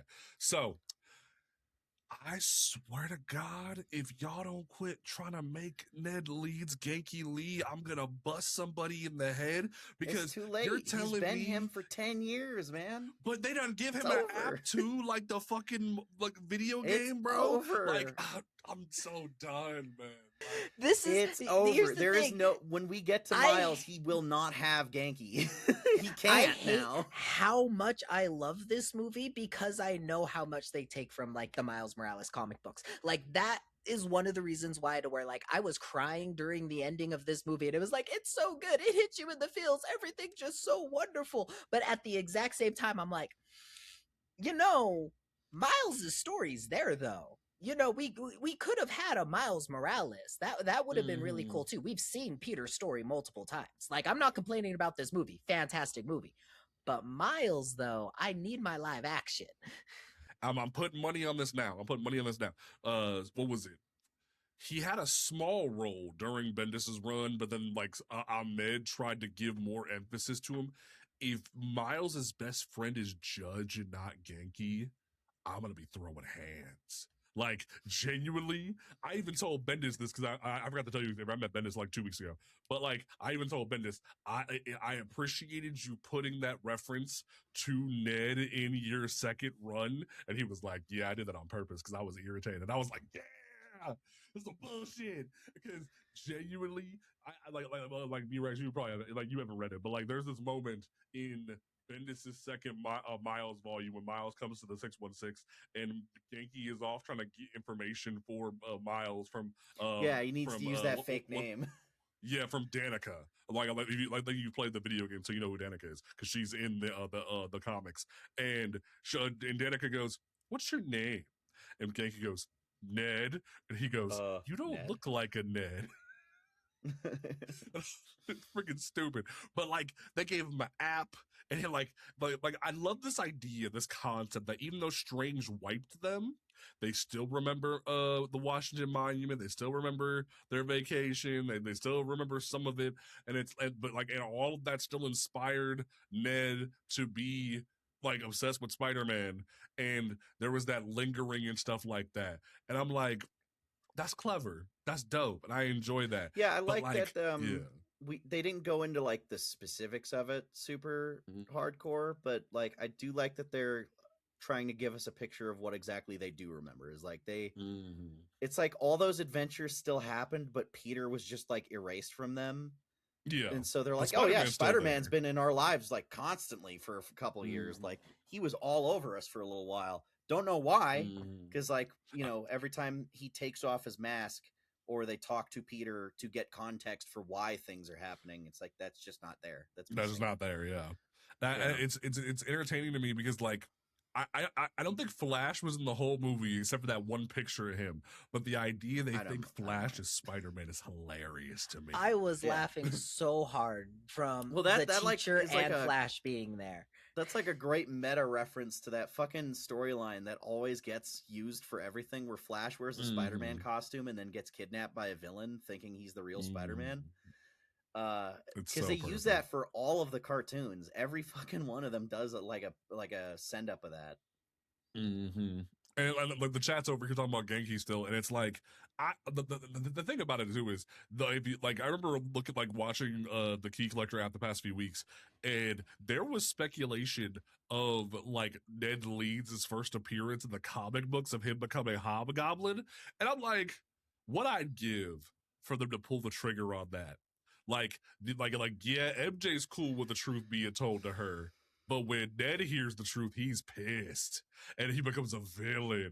And I'd have been like, Bravo. That was my Bravo. theory. That was my theory. I was going I into have- this thinking at the end that like he was gonna like come out and tell him, and he like something like pupils dilate or something, and he's like, "What do you mean? I could have been best friends with Spider-Man for the past 4 years?" You know, like I was ready for that. I have thoughts. I'm maybe gonna totally crap all over that. Do it. Do it. Do it. Ned Leeds was never the Hobgoblin. I mean, people think he was, but the real Hobgoblin, I mean, that was just the result of that storyline turned into a mess behind the scenes. Yeah. Because, like, the writer who was working on it, who knew the answer, got kicked off the book before he could write the issue where they reveal who the Hobgoblin actually was, even though he had been putting Right. hints. And then they brought in someone else to finish the storyline, and then he just kind of was like, Ned, I guess, and, like, guessed wrong. Ned was a decoy, which also is not unprecedented because by the time that we had gotten to that reveal, Hobgoblin had done a crazy random costume swap with 3 other people so that they would take the heat. Like, by that point, he put Flash Thompson in a fucking Hobgoblin costume and like had him get arrested.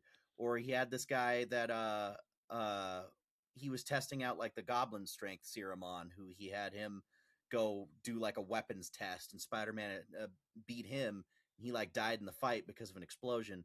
And so he keeps putting decoy like fake Hobgoblins, and it got a little convoluted and silly, but in my mind it's like Hobgoblin is kind of like Ghostface from the Scream franchise, where it's like it's you gotta, there's always going to be another twist, there's always going to be another fucking secret layer to the identity. But Ned Leeds was one of like 4 different patsies for Hobgoblin. But because they handled that reveal so badly of who it actually is, people still to this day think Ned was the Hobgoblin, and so they keep like putting that on him, even though the only time you see him in a Hobgoblin costume, he doesn't know what's going on, and then he gets shot and killed immediately. And every other Hobgoblin has been a different dude since, which has always been hilarious to me. Yeah, well, I mean, eventually they fucking settled on it and just brought back the real guy who it's supposed to be. But yeah, so I feel like it would, if they did make Jacob Batalon Ned Leeds into Hobgoblin, I would be really frustrated because the big nerd loser in me is like, no, it's not him. It's not Jason Philip McIndale either, and it's not Lefty Donovan, and it's not Flash Thompson. It and would it's be not so irritating. Phil Urich. Man, it's so much nonsense built into that. Because of Daredevil being here now, like Ben Urich is dead, and that's the funny part about that. Oh yeah, and it's just like so it's just. The other thing is, it was so weird that Daredevil wasn't in this movie. Right, like everyone kept thinking that Daredevil was going to be in this movie. Like at least we know Daredevil he's there. ends up like, in prison, and then this movie clearly has a huge sequence at a prison where Spider-Man is fighting the Hand, and it's like such an easy 2 and 2 together. And it's like, nope, just completely that still different thing. irritates me. The idea that Damage Control is like, oh yeah, the Hand just works with us now, and I'm like, the Hand would smack the shit out of you. That old lady, there's which no way they RIP, would she just fucking passed do that. away. They're like a doomsday cult that wants to blow up the earth. Right, like Madame Gal would have smacked the shit out of you, bruh. Like the Hand wouldn't be doing this. This feels like an offshoot. This feels odd. Like this feels like Karai from the Ninja Turtles took a bunch of them motherfuckers somewhere else. Like this feels so bizarre, and I'm not a fan. And it was. I think that was my other critiques, where it just felt weird. I think it came down to they wanted something more interesting for Spider-Man to fight in the 3rd act than SWAT guys or security dudes at the prison. They're like, what's a cool thing? Like, what's a goon for him? Like, can we get some henchmen for him to fight that are fun? And it's like, New York has been infested with red-garbed ninjas for the last 10 years, according to the Netflix shows. If we're pulling Punisher in, we got to pull those in too.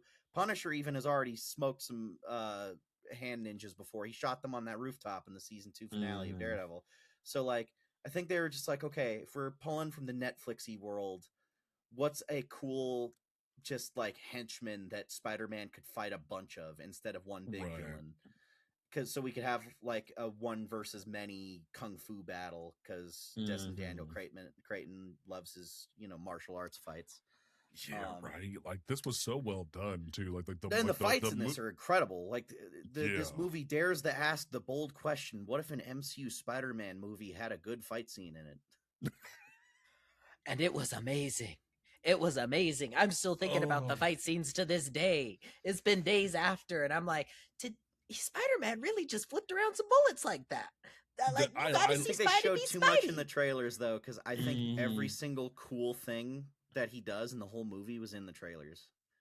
I love how everyone kept asking, like, why is his mask off? Why is his mask off? And then we learn, and I'm like, if that ain't some like get out of jail free card nonsense you just did with that young woman, like that, you got real lucky with that shit, and I'm gonna let it go because I want to see what happens next. But like, and I will say, funniest shit of the whole movie was him gagging at the organic webs.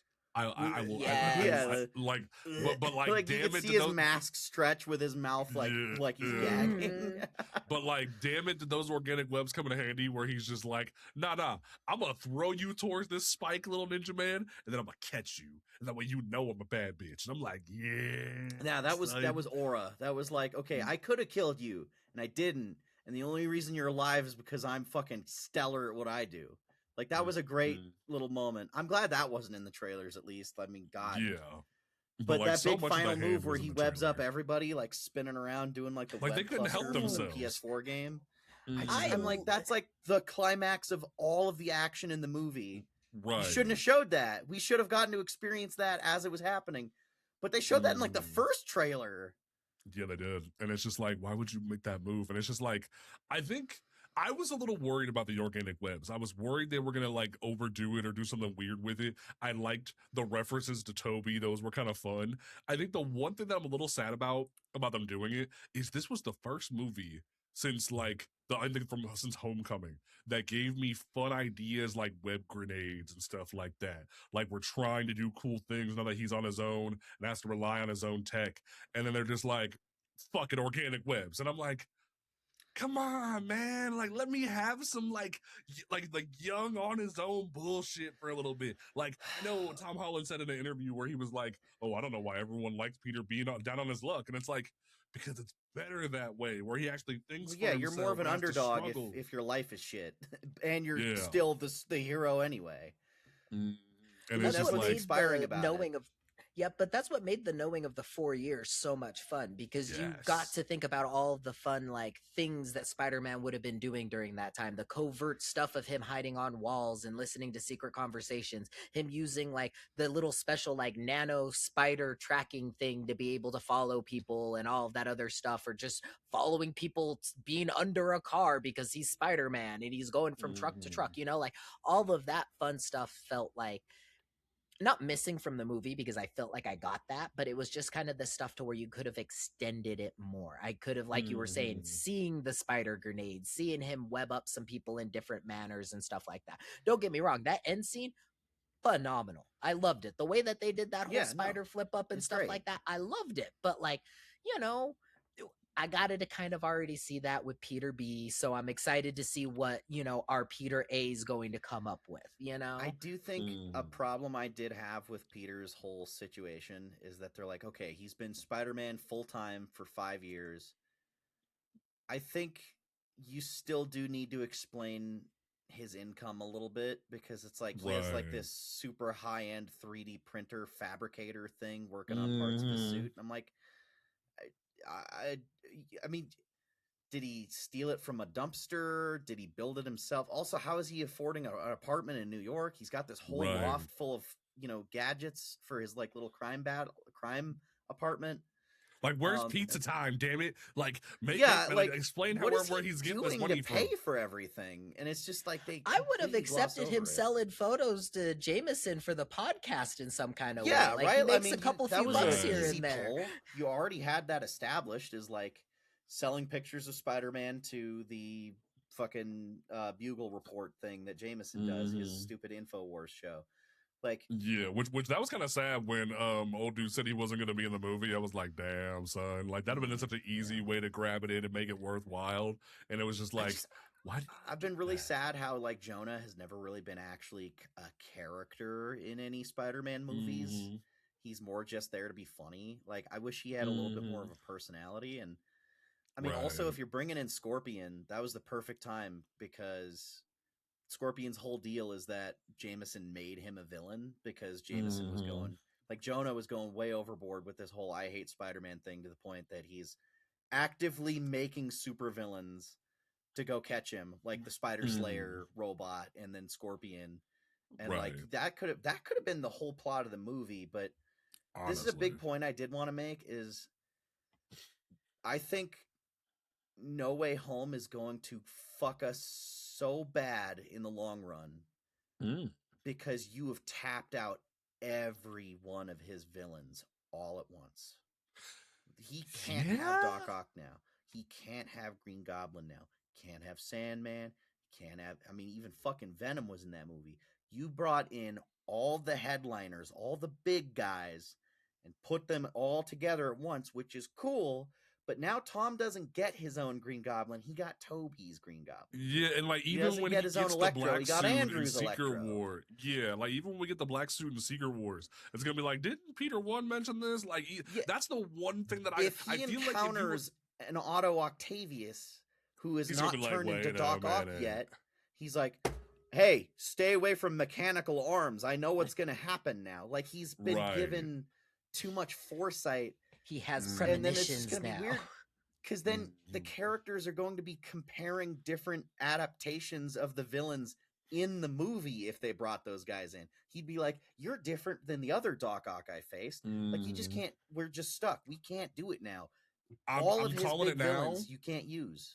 I'm calling it now. Either the next Spider-Man movie or the third is going there. That's how they're going to bring in Aaron Taylor Johnson. It's going to be Tom versus Aaron. Craven's last hunt. I'm calling it now, because what else are you going to do? You have Craven. You have Chameleon. Like, yeah, No one's fought Tombstone's Craven here. yet. We got Chameleon going. That's something. We could do that. Yeah, I mean, that Craven movie was awful, but, like, but it's you ain't got a lot. something. You done wasted Sandman, like Doc Ock, like you said.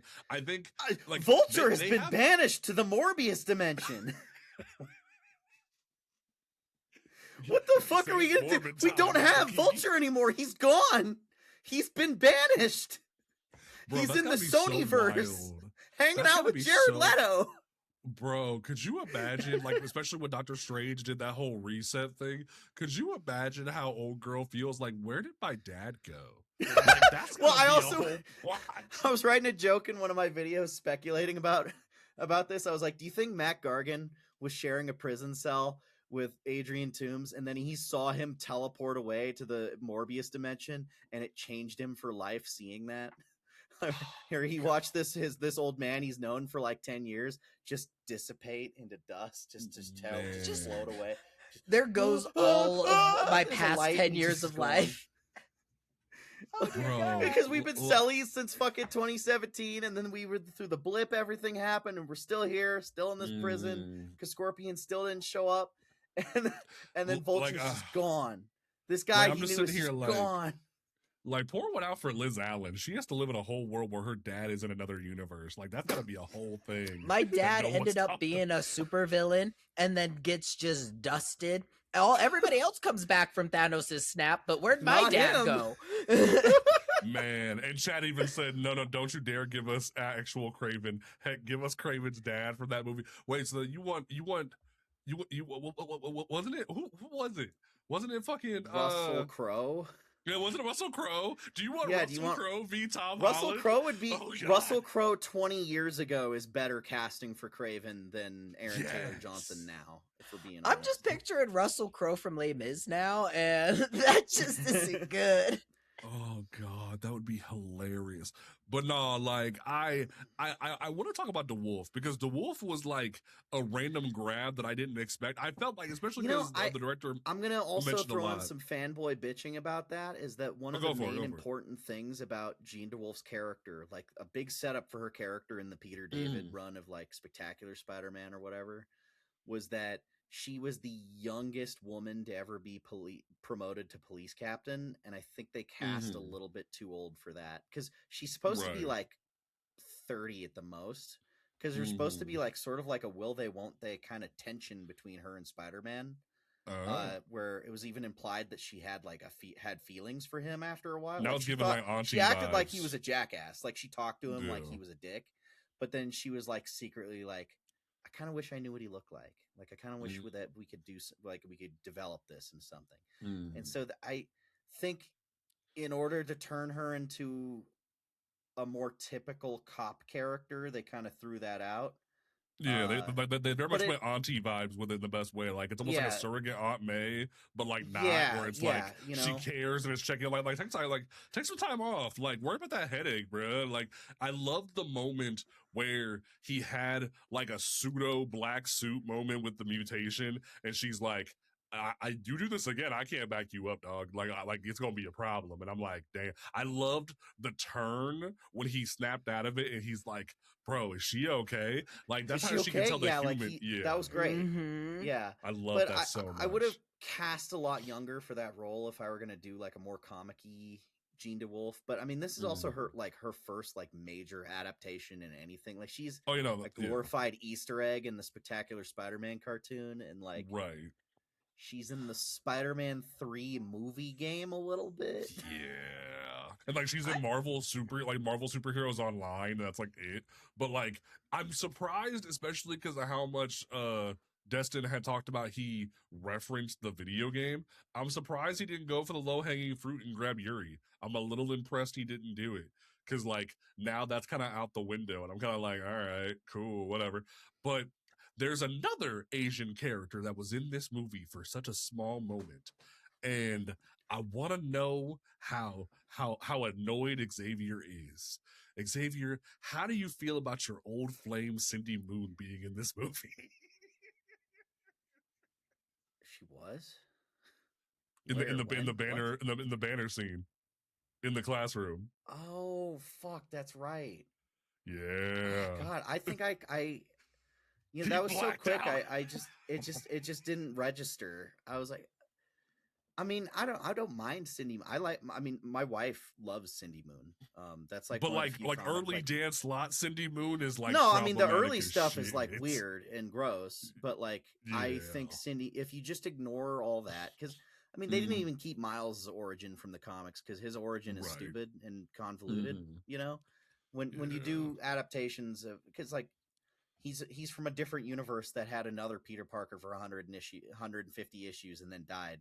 Like you can't do that in an adaptation. So if they just streamline her the way they streamline Miles for adaptations, where they just skip all the bullshit and just put her in there and have her all be the how she weird is. destined to be together fucking shit. Like let's Yeah, just all skip the over that. my hormones make me need to bang you on the ceiling, sloppy style, like wearing our masks and everything. Like, Oh, B doesn't know about Cindy Moon. Oh, this is gonna be a whole door opening. You for him. unlocked a memory because I remember doing research about that at the very beginning, and then like I just was like, all right, this is information about her character. I feel like I don't need to know. I feel like really that's don't. No, something and that's like, you know what?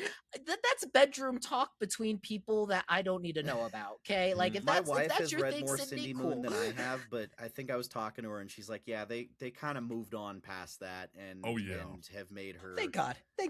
a Yeah. better character. Because you know that's the other thing is I think Cindy Moon is cool for having like an Asian American spider person. Because you know what, my wife is an immigrant from the Philippines, and so she's like, you know, she came here and I was trying to get her into comic book stuff since she was never really into that too much growing up. And so I was like, hey, how about Silk? And I got her an issue of that, and she was like, I really like this. And so she got like the next 10 volumes after that, and that's her girl, you know. Right. She's read all the Silk stuff. So I think even though I hate where the character came from, because I think that initial story was such a disaster, I think that character deserves a place. Oh, I for don't sure. mind her sticking around, and I want her to Especially stay around. like if in the case of Destin, I feel like if anyone could handle telling Cindy's story in a good way after seeing this movie, I'm like, you know what? Yeah, no, he can I'm handle that down. without making it a weird fetish Right. thing like Stan Yeah. Slott did. Yeah, that was, oh my God. But I will say, let's talk about Gene, because Gene, man, Well, that's the other thing is Lord. we're so tapped for Spider-Man villains that it's like I think they just I'm sure that because I remember there was a little while they were talking where they were arguing about what kind of movie this should be, and Sony was like, "Oh, we want this to be a multiverse thing," and Marvel Studios was like, "We want this to be another street level thing." I think part of the big reason that there was such a big argument over it is because they had no idea who to make the villain, because like what ground is there left to cover? Because even if you did someone who hasn't necessarily showed up in the movies, if you did Mr. Negative, he was just a huge part of the Insomniac games, and those are huge selling games. It would just kind of feel a little repetitive. It would feel like a rehash, yeah.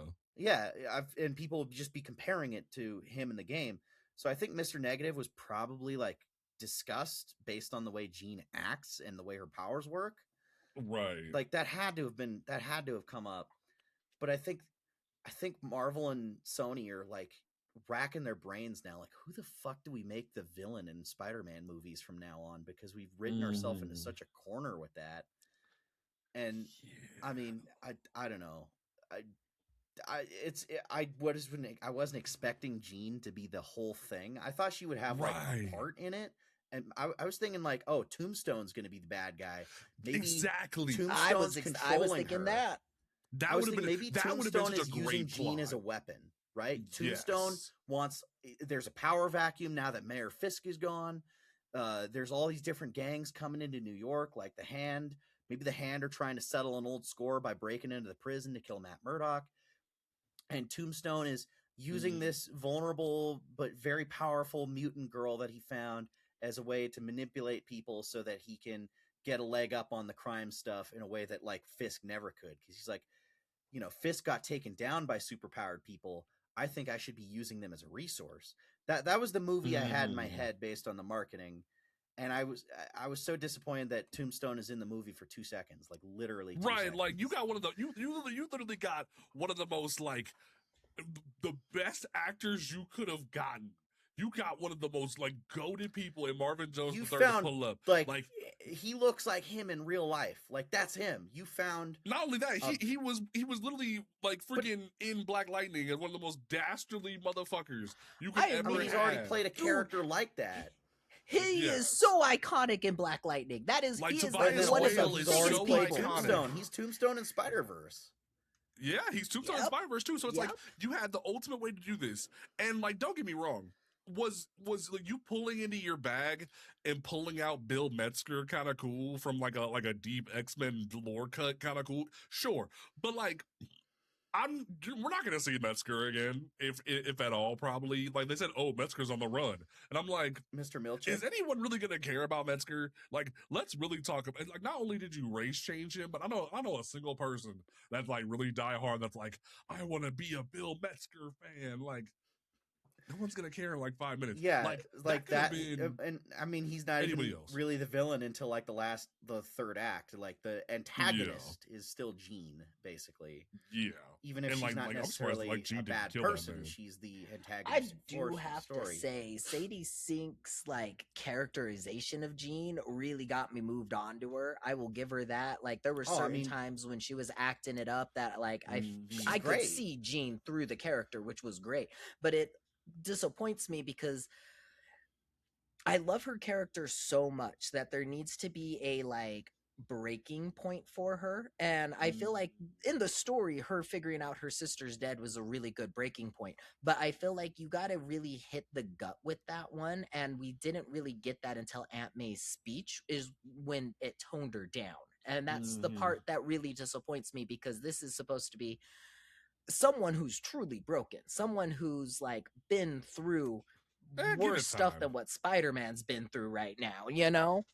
Wait till Sinister gets to her. She'll be fine. She'll be fine.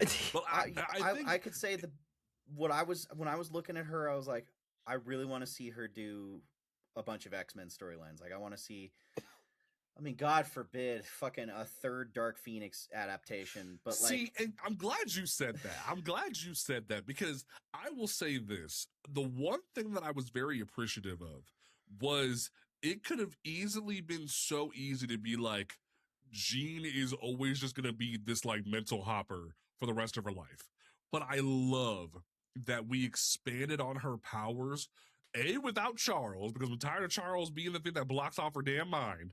But B, we didn't see no fire, no birds, no nonsense, no Yeah, caca, they no nothing. had to It is figure out how to just make her. telekinesis look cool.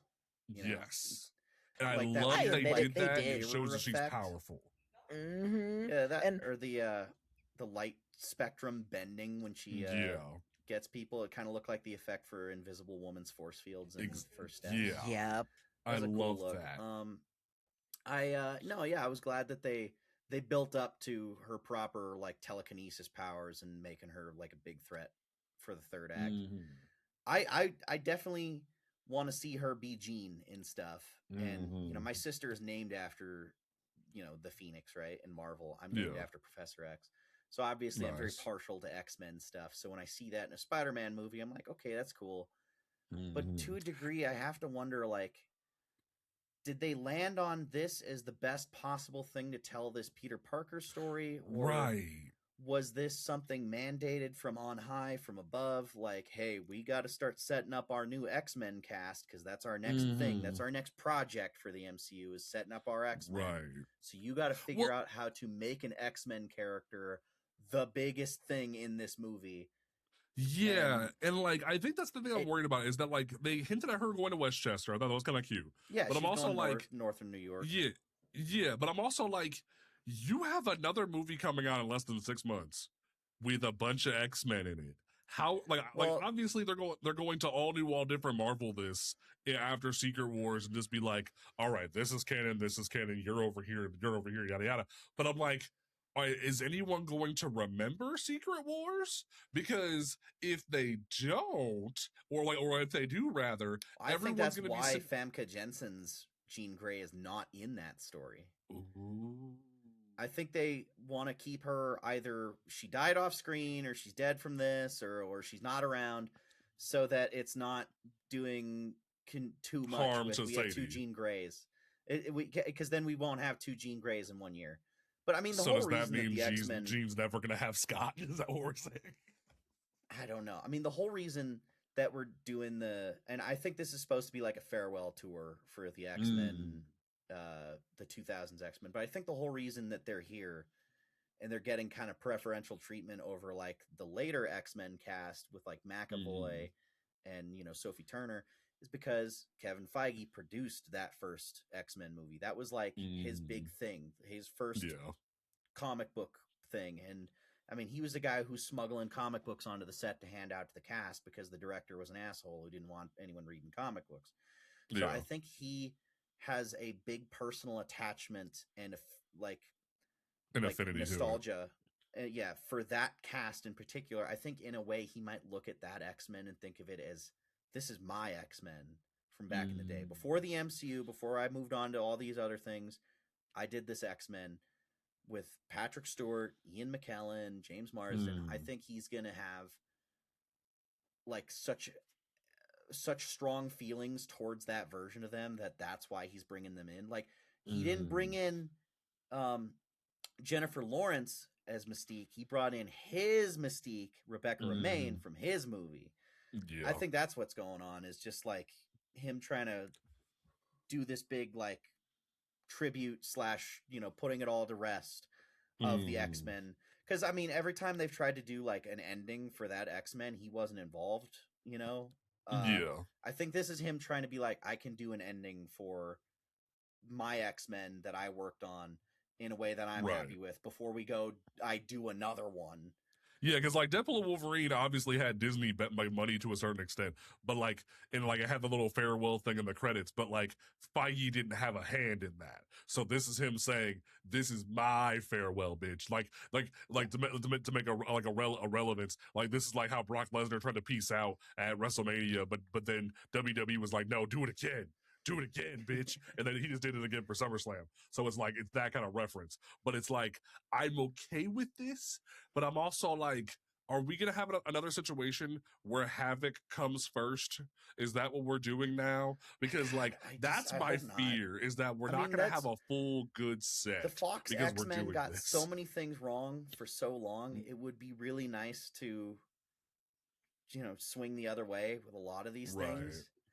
It would be nice. That's what I was gonna say though, is it feels like it's almost Feige's way of being like, here's the things I would have corrected during that time. Because, he Yeah. didn't have that full say on those first 3 movies. So by this point, he's like, I now get say. I can now make like not the movies that I wanted back then, but I can at least correct some things that I feel like would have gone better. Because like as an example, the Deadpool and Wolverine movie, we finally got him in the yellow suit, even though that's something we were yammering for since before I even started reading Wolverine I comics. mean, yeah, you know? if Feige had the power back then to make him wear that, he would have, but he didn't. But now Yeah. he does, you know? Yeah. So So I'm we'll definitely sure have to see there's, what happens with that. yeah, there's a lot of course correcting going on with that. But, I think he's the whole Doomsday X-Men thing is just he's trying to lay them to rest in a way that he's happy with before we get to our next X-Men. But yeah, I think Sadie being the new Jean Grey, I'm happy with that casting. I think she's done a great job with it so far. Weirdly, this whole thing reminded me a lot of that fucking Iron Man Adventures, Iron Man Armored Adventures Yes. episode, because there's an episode of that cartoon where Tony has this redheaded girl at his school who is being hunted by Magneto, and he doesn't know why, and he starts to learn over time that she has powers.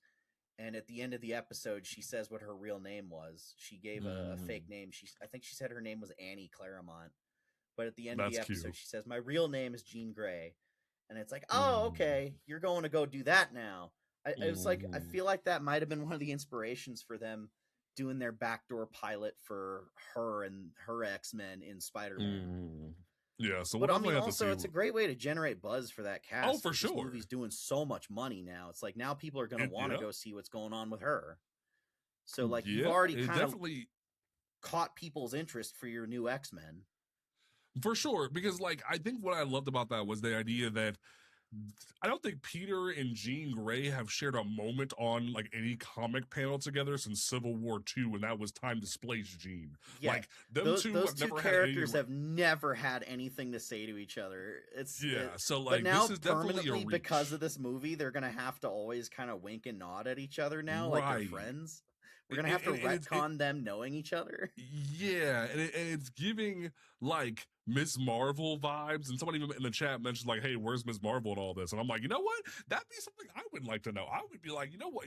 Like, I know that she's busy writing a comic book for Image right now, but I'm over here wondering where's the Marvelani? Like you could, that would have been such an easy grab just to pull her in and have her, but like pal around with Peter. Hell, like Peter, Amon Vellani, and Frank Castle in a room together would be the funniest shit in the whole damn franchise. Well, yeah, because like rolling.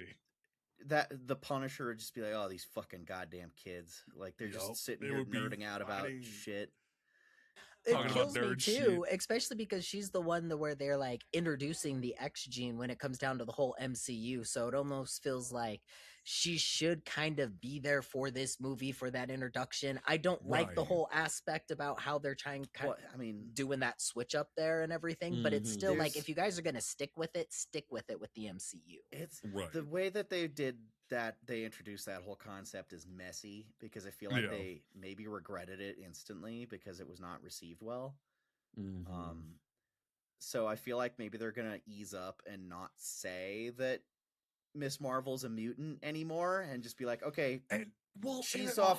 You know, maybe we'll just like kind of pretend we didn't say that, and like just be vague it's so about it from now on. complex, bro. It's such a like, and it's led to so many problems in the comic books because they even like had Amon Vellani co-write it, where they were like, "Oh no, now she's not an Inhuman. She's somehow died and been reborn on Krakoa, and now she's a mutant." And then we interwove her into the timeline where she was always part of the X-Men, and I'm like, what are we doing?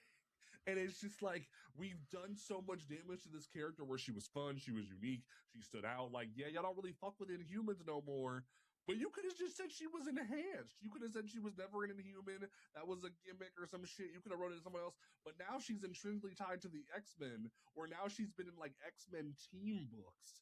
And now I'm like, well, yeah, now she's not a solo operator anymore. Now she's gonna get just shoved as she's gonna end up being one of like 1,000 characters who get put on an X-Men team for one run, and then you don't see them ever again because they're not fucking Wolverine.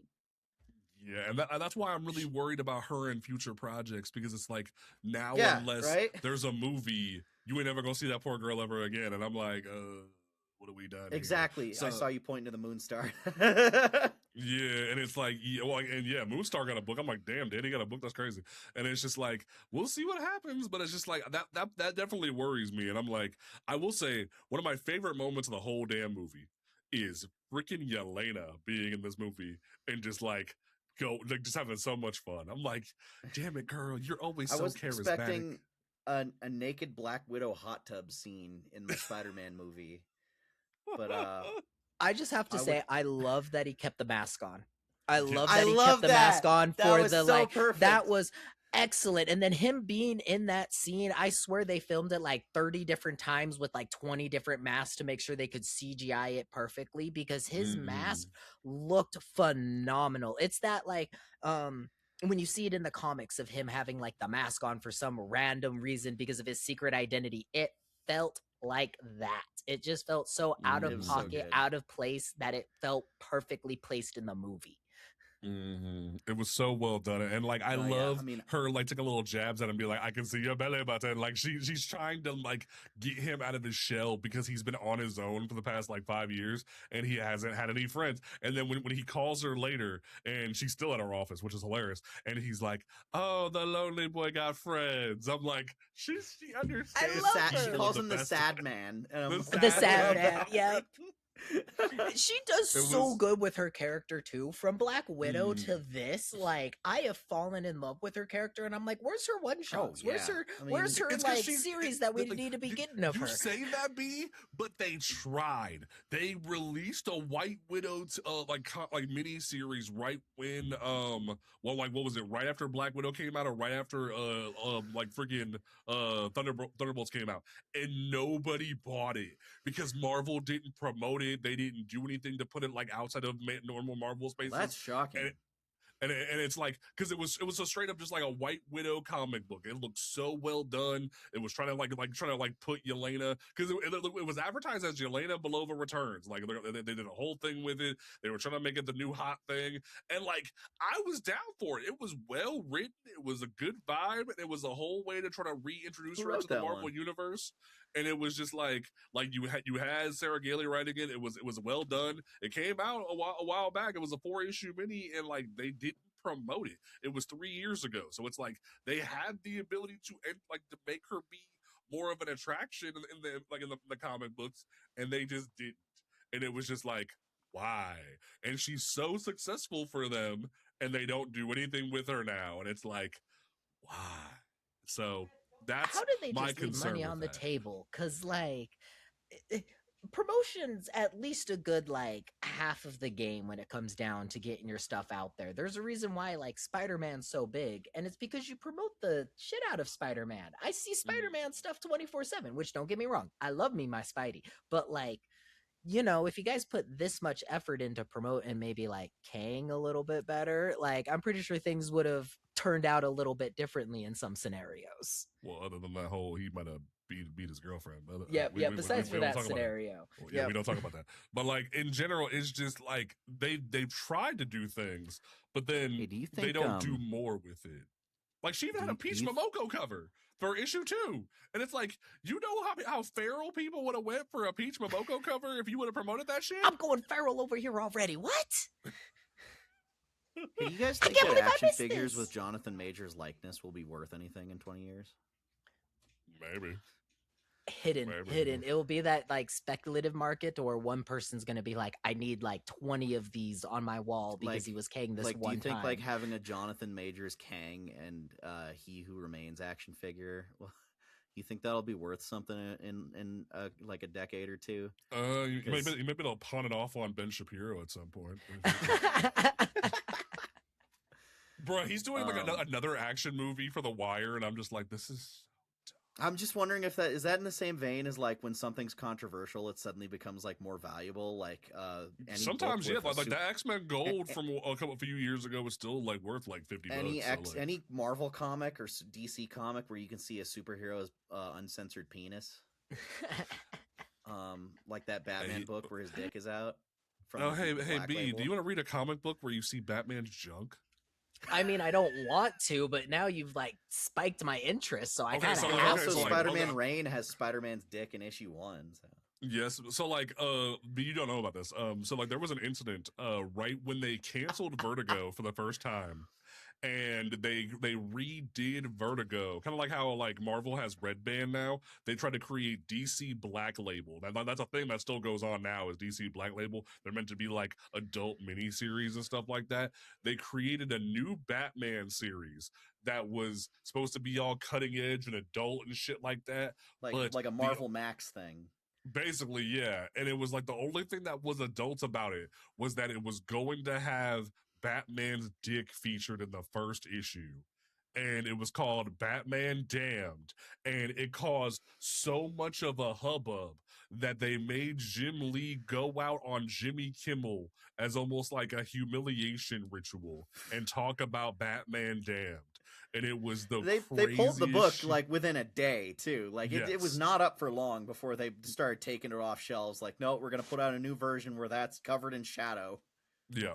Like it was a whole thing. Like it was a I whole hope you don't incident. scroll down too far and get this video Oh, demonetized on no, YouTube. It's like it's a DC page. They didn't have it on there. But it's Okay. like it was written by Brian Azzarello. It was a whole thing supposed to be cutting edge and like adult.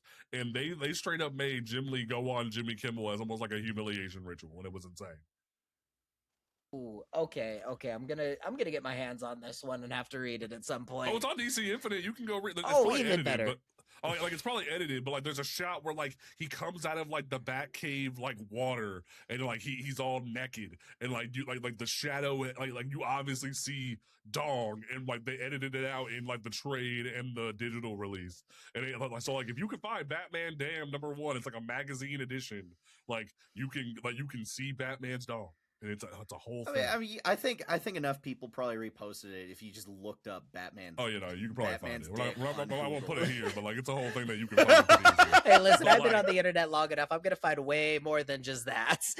Oh yeah, no, that's the thing. Is like you're like, where's the official one though? Where's the DC sponsored? I need the DC certified sponsored reel. official length and girth and all of that. I need to know his real, Here, hold on. his real Here. length and girth, Here, not the B, fan look- art. You know, like freaking Tashi's probably gonna be like, "What the fuck?" But B, I just put it like a cutout of it in the group chat.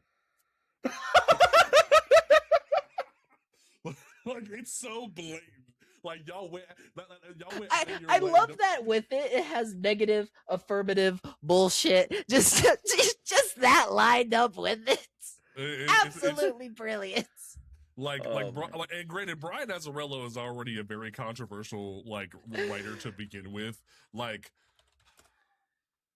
did he do B-Rex, that have you- Cage have you- Max line? I was about to bring that.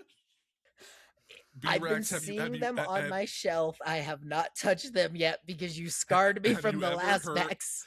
Oh no, we always said we did talk about this. Yeah, if you ever go look, like this is mostly for chat. I don't think we talked about it on the show, but like if you ever look up Cage by Brian Azzarello, it was part of the Marvel Max line.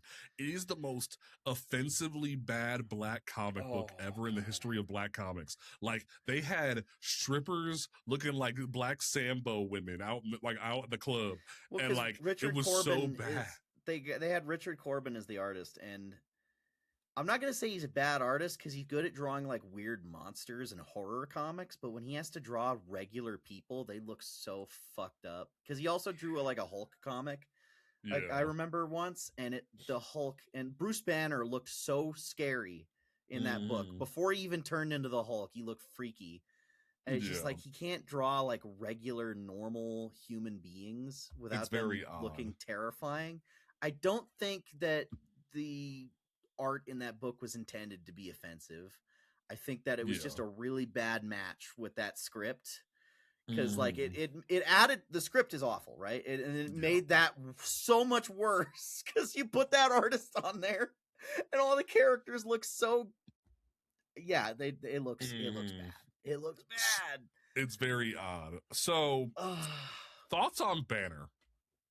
I thought it was inoffensive, but I'm glad that Rage Hulk is back.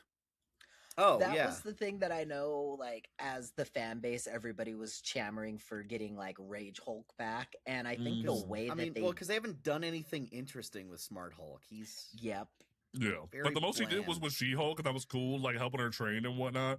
But like, because like She-Hulk was I the could most live with comic that. I accurate like TV show we've She-Hulk, by had. the way. Oh, I know it was comic accurate as shit, but all the weird like sexist dudes will be like, "Oh, it was a bad show." It's like, bro, Dan Slott straight up said this was like the most comic accurate thing, and he wrote She-Hulk. So like, I why are you mad about this? I still remember the ending of She-Hulk when I was watching it. I still thought my like Disney Plus broke on me.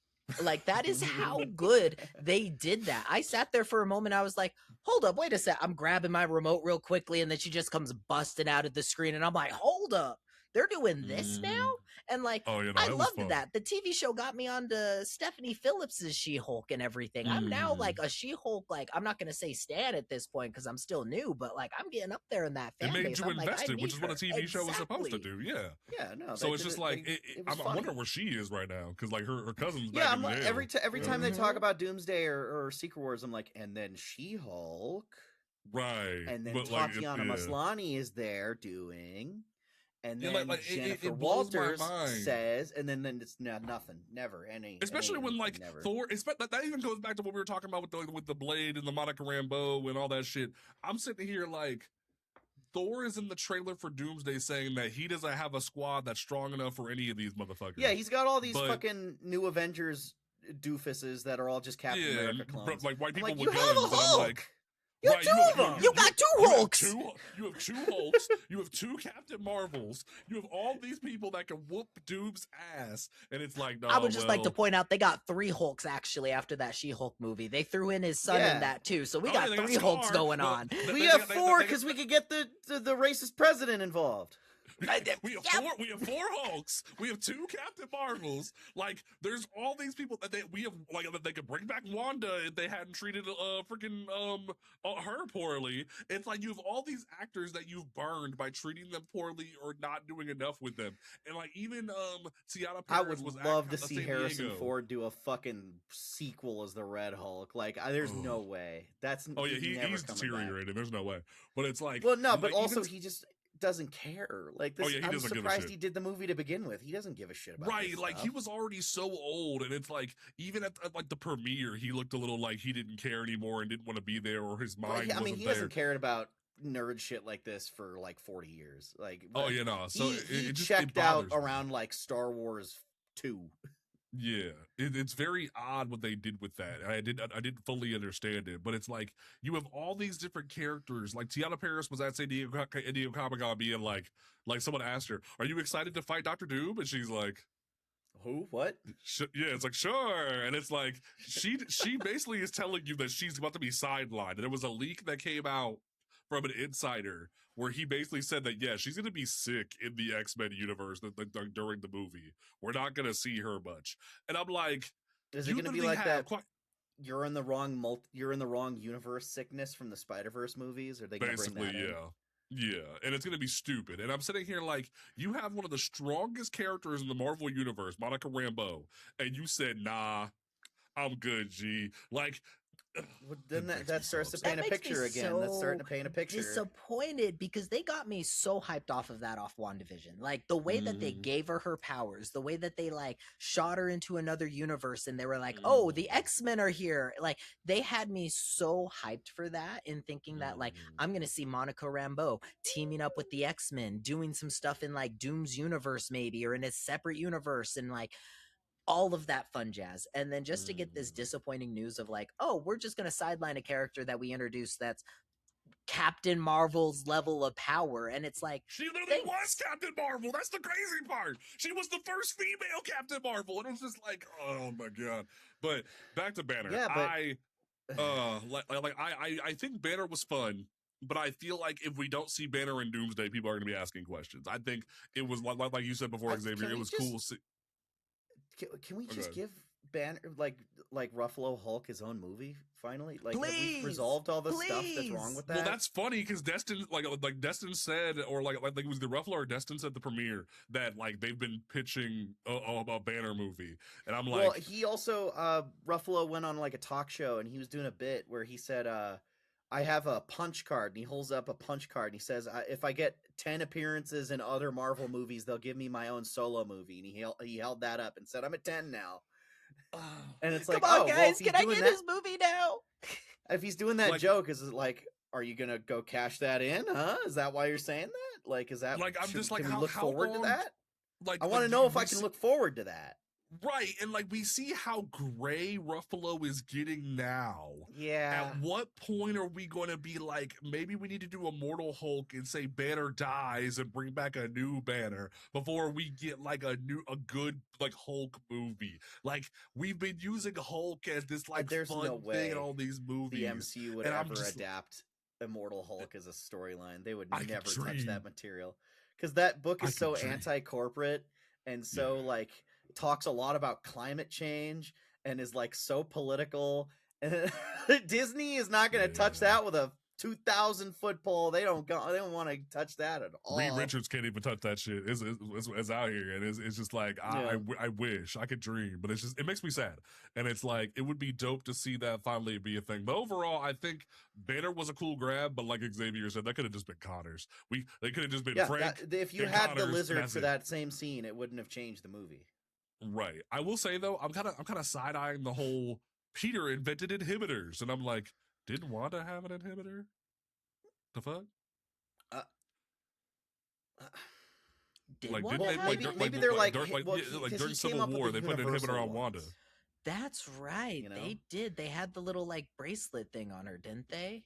Well, yeah, they had a whole collar on her when they put her in a straitjacket and then put her collar on her, and I'm like, what happened Maybe to that? that only worked on her powers. Maybe Peter Maybe. accidentally invented A universal universal. inhibitors, and that will be And like, that's gonna oh, work that's for mutants the. now. Ooh. Then like Okay. damage control is going to turn into like the fucking anti-mutant task force, and that's how they God. work that in. And they're like, hey, Spider-Man didn't know what he accidentally gave us, but we can start slapping this on mutants and then put them in the prisons.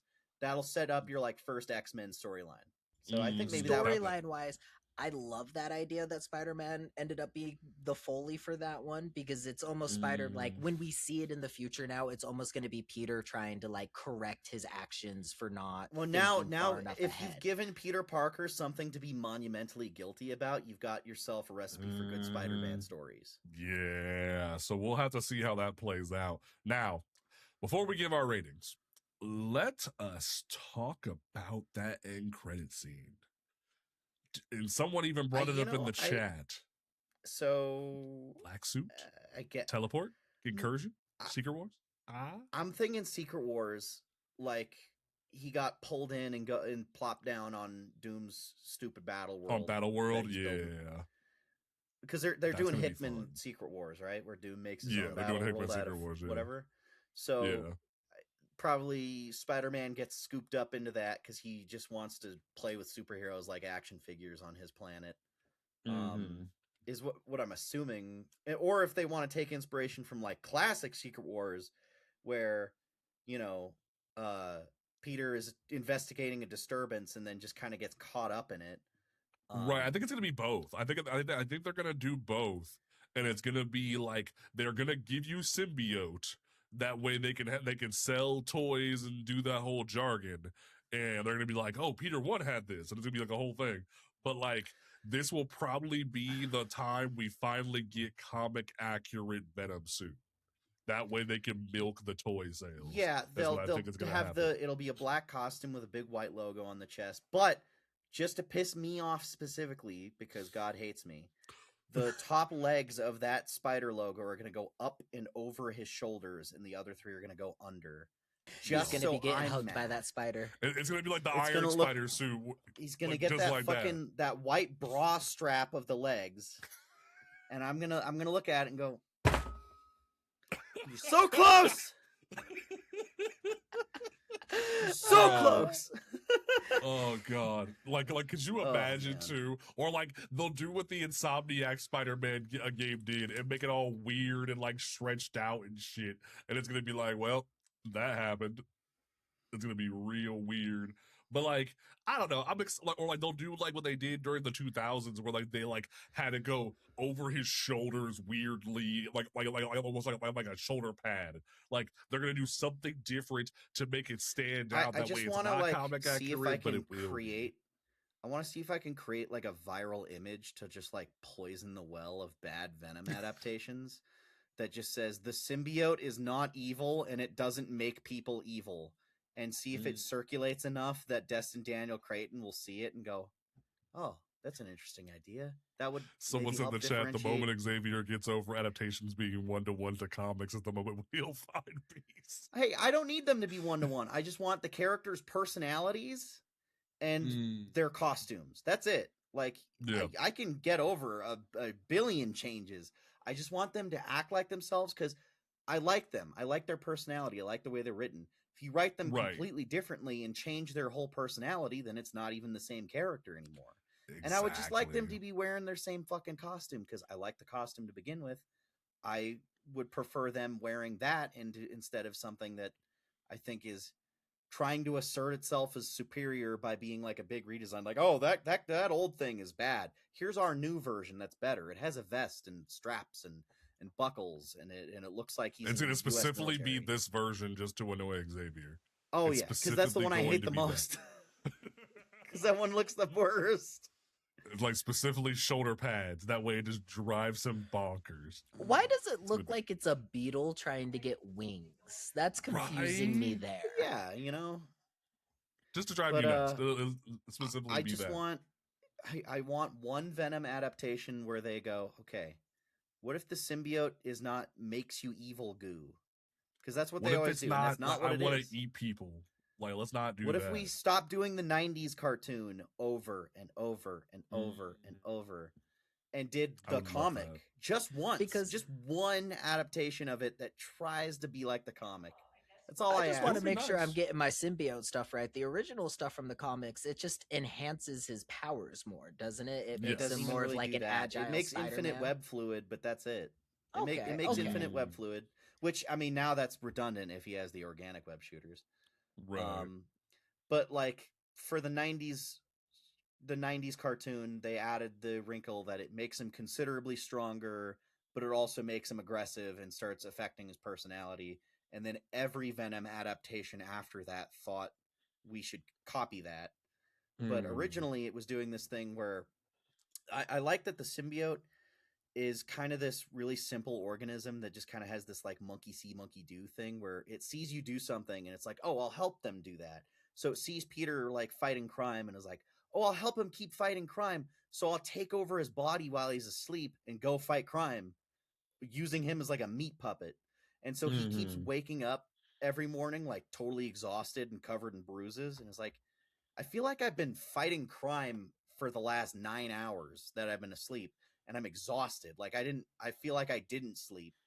And so he realizes it's just misinterpreting his mission to help people, and it's like physically draining him because it's going too overboard. And it's like It's almost like how AI recently has taken directives too far, kind of thing, where it's like, yeah, right? Like, what do you mean, you Master? give it a I did simple what command you wanted and to it, be. you Now give that it a sounds simple like such command, a but it just fun- takes it too far.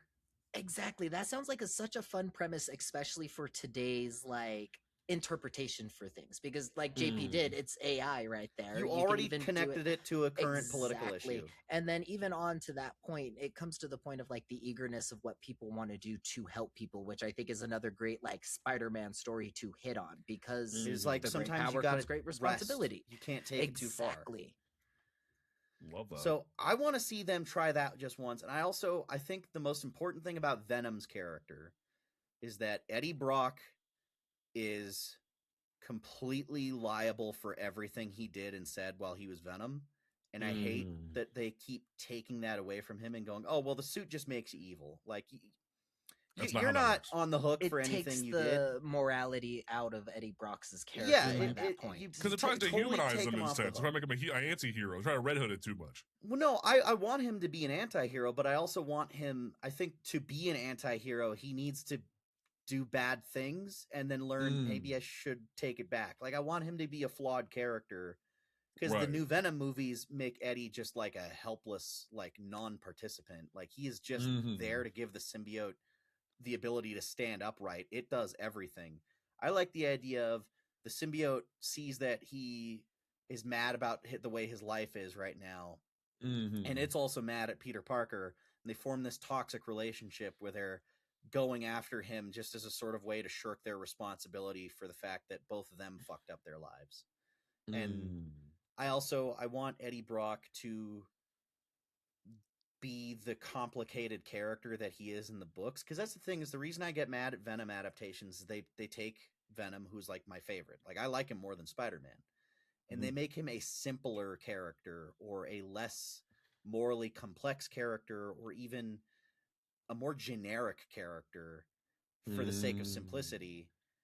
And I'm like, that I don't think that's a good change. I think when you're taking depth away from something, that's not an adaptation doing its job, Right. you know? And that's why I'm so fucking overboard about Venom adaptations. Like, that's one of the things I talk about the most online is I feel like they You're always just waiting end for up that making one him... right one. I know, just one, and like we've never really gotten that one. You know, there's so many. They all get different little aspects right. You know, like the Venom movies, I think got right in some things. I think even the Spider-Man 3 movie got some things right. I want someone to just get that like platonic ideal, like just you don't have to follow the storyline exactly. You don't have to do like a panel for panel, word for word recreation of Spider-Man 300 because the dialogue in that issue sucks. I just want just his personality and what I like about that character to be represented in a medium outside of comics just like one time. It would be nice. So entirely, Xavier, you are the guest. What do you give this movie out of 10? Oh, I'm not big on number ratings. I think it's hard to quantify art with an arbitrary number, but also about a 7. Okay. So smooth. It's like, and obviously this is your best Holland movie is what you had said earlier, right? Yeah. Yeah. Like I think there's plenty of room for improvement, but they've already I feel like they're trying to get it right more than they ever have right now. You know, like this is the closest they've gotten with all the things that I personally want to see from Holland Spider-Man, and I was happy with this one. I feel like this is one I can watch a bunch and not be like finding problems with it constantly like I would be with like, you know, the previous ones. Like, because, you know, No Way Home, every time you watch that movie, it gets a little worse. It's sad. Okay. That movie's awesome the first time you see it, and then the 20th time you've seen it, you're like, this is a mess. B, where are you at? Where are you going with this? And this is like our first official like dedicated episode for a movie review. So like, where are you at with this? I have to give it an 8 out of 10 because this movie made me cry more than a lot of movies had in a while. And I think that's more from like the nostalgia aspect of like seeing so many Spider-Man movies. And then this one just felt like they got a true coming to age story right for Spider-Man for me, that like anything else that isn't comic accurate I can put off to the side because it genuinely made me cry multiple times. All the feels hit. All the feels worked for me. Like I cared about Jean, I cared about Peter, I cared about Ned and MJ more than I ever have before. Right. Like I like Ned in this movie. I was like I want good things for Ned now. Before I didn't give a damn. But now I care about Ned. This movie made me a Ned truther. Like, this was the movie where I was like, I think it was the most he wasn't just Genki, but then he Well, started yeah, playing with, he's starting but to then he become started his own playing character with Legos, now. and I was like, damn it, stop it, Well, stop it I right mean, that's now. just because that's what they used to do. It's showing I you why they were know. friends in the I'm first not place. gonna lie, And that that was a scene, cute scene. that scene was brought me cute. That together. got Like, me. as It was great. somebody It in was their great. 30s, I'm like, I want to go back and play Legos with my friends again. Like, I just want to Yeah. do Play that. Legos with my wife. My wife and I built the Lego X Mansion and had a blast. You know, I love that Nice. shit. I love that. I will say, for me, I'm gonna be a little more generous than both of you. I'm gonna sit at like a second viewing might knock it to an 8, but I'm gonna sit at a solid 9 for now. Like, because I'm the freshest out of it out of all of us. Because I'm gonna echo what Frank Miller said. This is the most we've gotten to a Steve Ditko Spider-Man ever. And like, there's always that thing that people say online where like Tom Holland is the best of Toby and Andrew. This is the first time I can possibly believe it. This is the first Yes. time where you Yeah. actively made, like, you manifested it, where it's like you had the quips, you had the seriousness at times, like that moment where he goes full black-eyed and beats the shit out of Scorpion. That felt very Toby on Venom type shit, where it's like you had those vibes in the best of ways, where I'm like, I believe the metaphor now, and I'm here for it. And now I'm excited for this next trilogy. You have me interested. I think I'm gonna dock a point or two depending on my mood about the Gene shit, because like we said, like, y'all were fishing in a barrel for some kind of villain, and it was kind of like, what are you doing? But overall the story was good enough that from a casual experience, like a casual like Rotten Tomato score, like them saying it's a 91 overall, I believe it. So like casual like critic in me, 9. Comic book fan, 8 is what I will say. That's why I'm sitting like at 8.5 right now, where it's like I'm averaging your score and I'm gonna give you that, where I'm like, this is where I'm sitting. We're grading and on a that's where we go. curve. Yeah, like if I'm speaking from a casual perspective, 9 all day. Like a 91, I believe that rating on Rotten Tomatoes. But like comic book fan, I'm sitting here like, I'm gonna dock you a couple points for being kind of weird, but like from the Frank vibes to like, I'm not gonna lie, I wanted to beat the brakes off that little white girl for that shit on the rooftop with MJ. I like you actually had me ready to fight somebody over that. So like I'm like, you know what? You had me ready to fight you over that, but then you won me back with the VMAX thing, where I was like, Oh, that was great. So I'm like, you know what? I'm gonna grade you on a curve. Comic fan 8, a casual critic 9. That's where I'm gonna sit that. And I feel like overall we sitting real comfy with the scores, and I like where we at. So that is a great way to end the show. I just Xavier, have to you are point the out guest. one thing real Go ahead. quickly. That end scene too, when he's in the hospital bed talking to Frank about like, oh, did I make you cry, Frank? I hated that so much because it felt like he was talking to me personally there. I'm sitting there, I'm like, shut up, Spider-Man, you didn't make me cry. Well, and I like what they did there, because I was kind of sitting there like, how are they going to give me that Civil War moment where Frank carries the body? And I'm like, you know what? You boosted her powers enough where I'm like, she probably mind fucked enough people where they ain't worried about that. He got him in the showing, and then Frank guards Apparently it. there was supposed to be some kind of scene where he brings Peter to Claire Temple from Daredevil. Yes, they cut Rosario that, Dawson and was I'm in mad that. about it because Rosario was on set and she was at the premiere, and I'm mad about it. It's bullshit. And that made a lot more sense than Frank, who is a wanted fugitive, is just going to go, you know, hang out in this hospital room, and none of the doctors are like, hey, that's the Punisher. That's a wanted mass murderer. And he's got like the vest on. It's like, we can see he's the Punisher. And it's like, oh, it's like we had to just kind of like hand wave Sadie Sink doing shit. I'm like, you know what? That, like, she just got boosted. I'll allow it. Like, I'm gonna allow. And then there's something so like in my heart of John Bernthal jumping on like a monkey, like, I'm Spider-Man, Batman. I'm like, noise that he does. You know, right? I'm like, what the fuck is this? It was so like, oh, I was laughing so hard at that for no reason. I could complain about John Bernthal's take on the Punisher for like 2 hours. We could do a whole podcast of just Xavier going off about John Bernthal and the Punisher, because I got some things to say about that But did you enjoy like the dynamic in here? I though, enjoyed with the him two? in this movie. I think he Okay. works best when he is a supporting character in someone else's thing, like in Daredevil Okay, fair season enough. 2, Yeah. Daredevil Born Again season 1. This Mhm. I think But he on his works own, it's great weird. there. But on his own, I am Fair enough. Okay. Xavier, you are the guest. You get the first closing statement. What do you want to leave people with for episode 57 of Comics Unmasked? Oh boy. I think you said that the It's last rough. time you were on when the show was panel to panel. I think like you ended it the same way. You were like, "Oh boy." Yeah, I don't ever know what to say. Like if I want to give someone some closing thoughts, me being a comic book purist is just because I love these stories so much, and I think that they're well told already. And it's not that I hate change or I hate new things.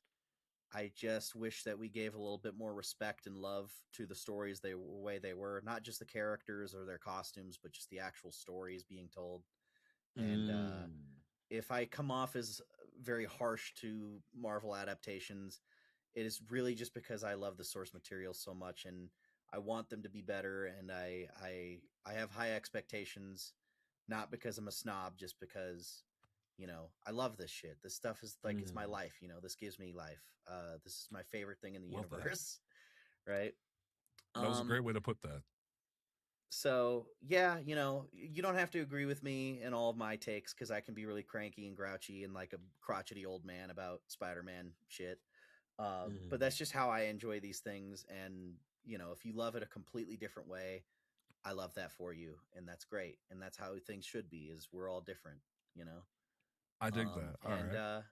yeah, I am excited to see where things go next with Tom's Spider-Man, and I'm gonna be there for all of it. I'm rooting for him. All right. I'm not a All hater. right. I dig it. I dig it. B, what do you want to leave the people with for episode 57? 57. First off, make sure you touch grass, make sure you drink water. All of that's very important. And then secondly, hug your neighbor, hug your friends, hug a family member, whoever you need to. Just make sure you know that like Did he die? they're not alone, because like this Spider-Man movie just made me go like, we may not all have our own Aunt May or Uncle Ben, but you do have relatives that are there for you at all times. So just make sure you just hug a friend, hug your family. I wish I could hug you, James.